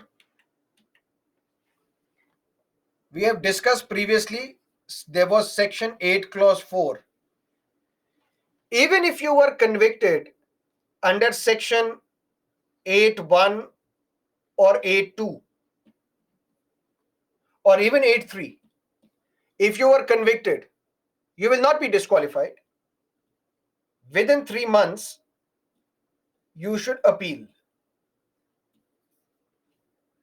That means this 3 month window was provided to this convicted legislator to file an appeal before the High Court.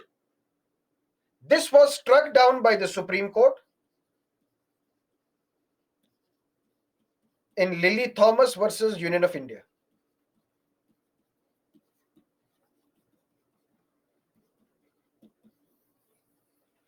Now, the moment you are convicted, you are disqualified.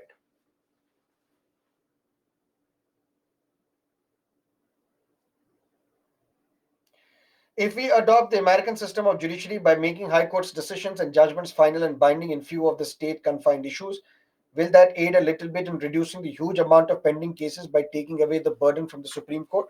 Yes, that is the suggestion under when you split the Supreme Court into Constitutional Court and Cassation Court.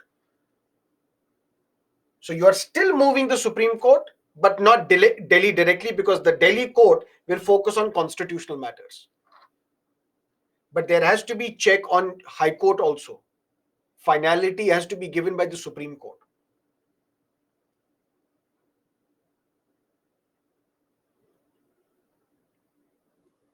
Honorable Sir would be teaching governance. Okay, that is it for today. See you again tomorrow, 6 o'clock in the morning. Tomorrow is the last class. So please attend the way you have been attending these classes for the past 26 days. Have a great time ahead. All the best. Bye-bye.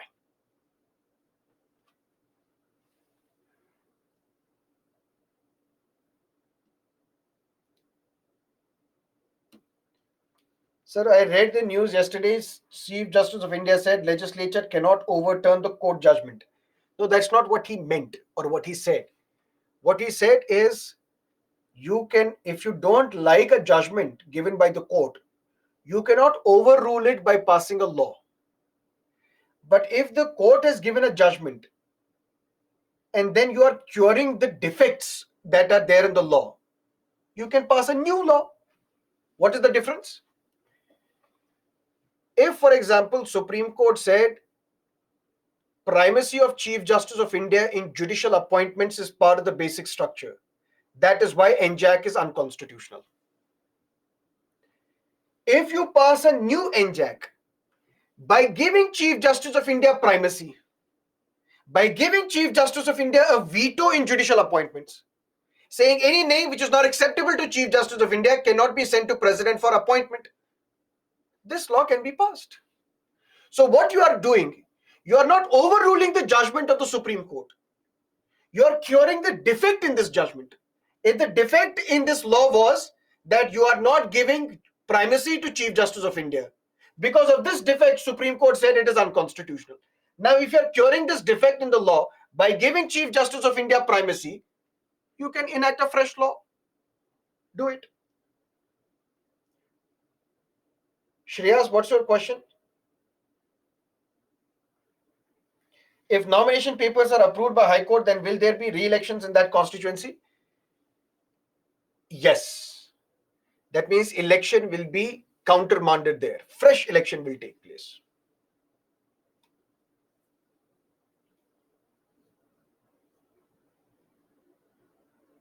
Pooja, what's your question? I'm sorry, I couldn't find your question. Please type your question again.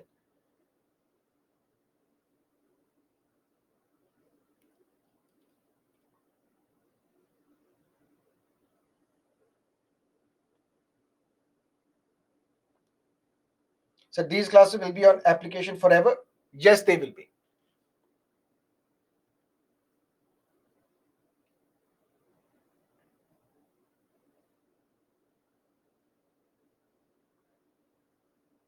Komal, what's your question?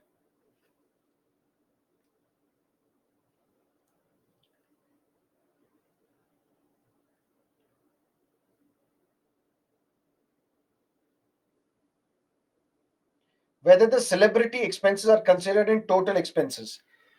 Who are these celebrity expenses? Celebrity expenses, let's say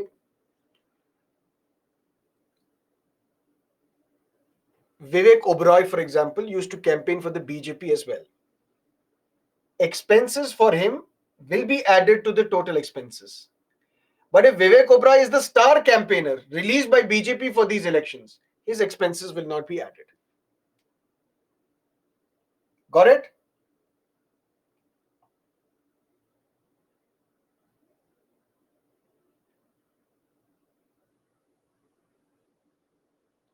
Can a person in whose country Indians are not allowed to become citizen of India by blood, descent, or registration, as they are not allowed to become Indian citizens through naturalization?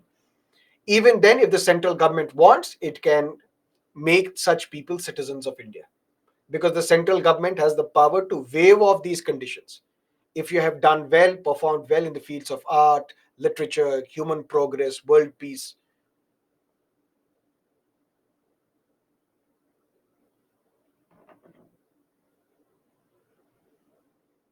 Is violation of RPA equal to violation of the Constitution? No, Representation of the People Act is an ordinary law passed by the Parliament. It's not part of the Constitution.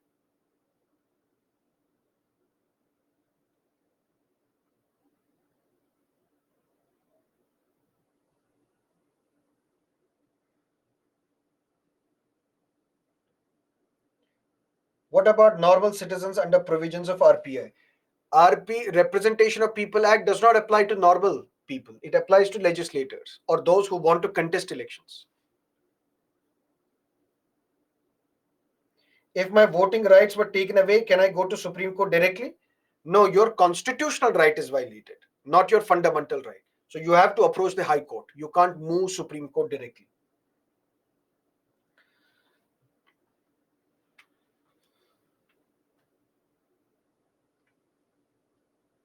What was the need of the second RPA?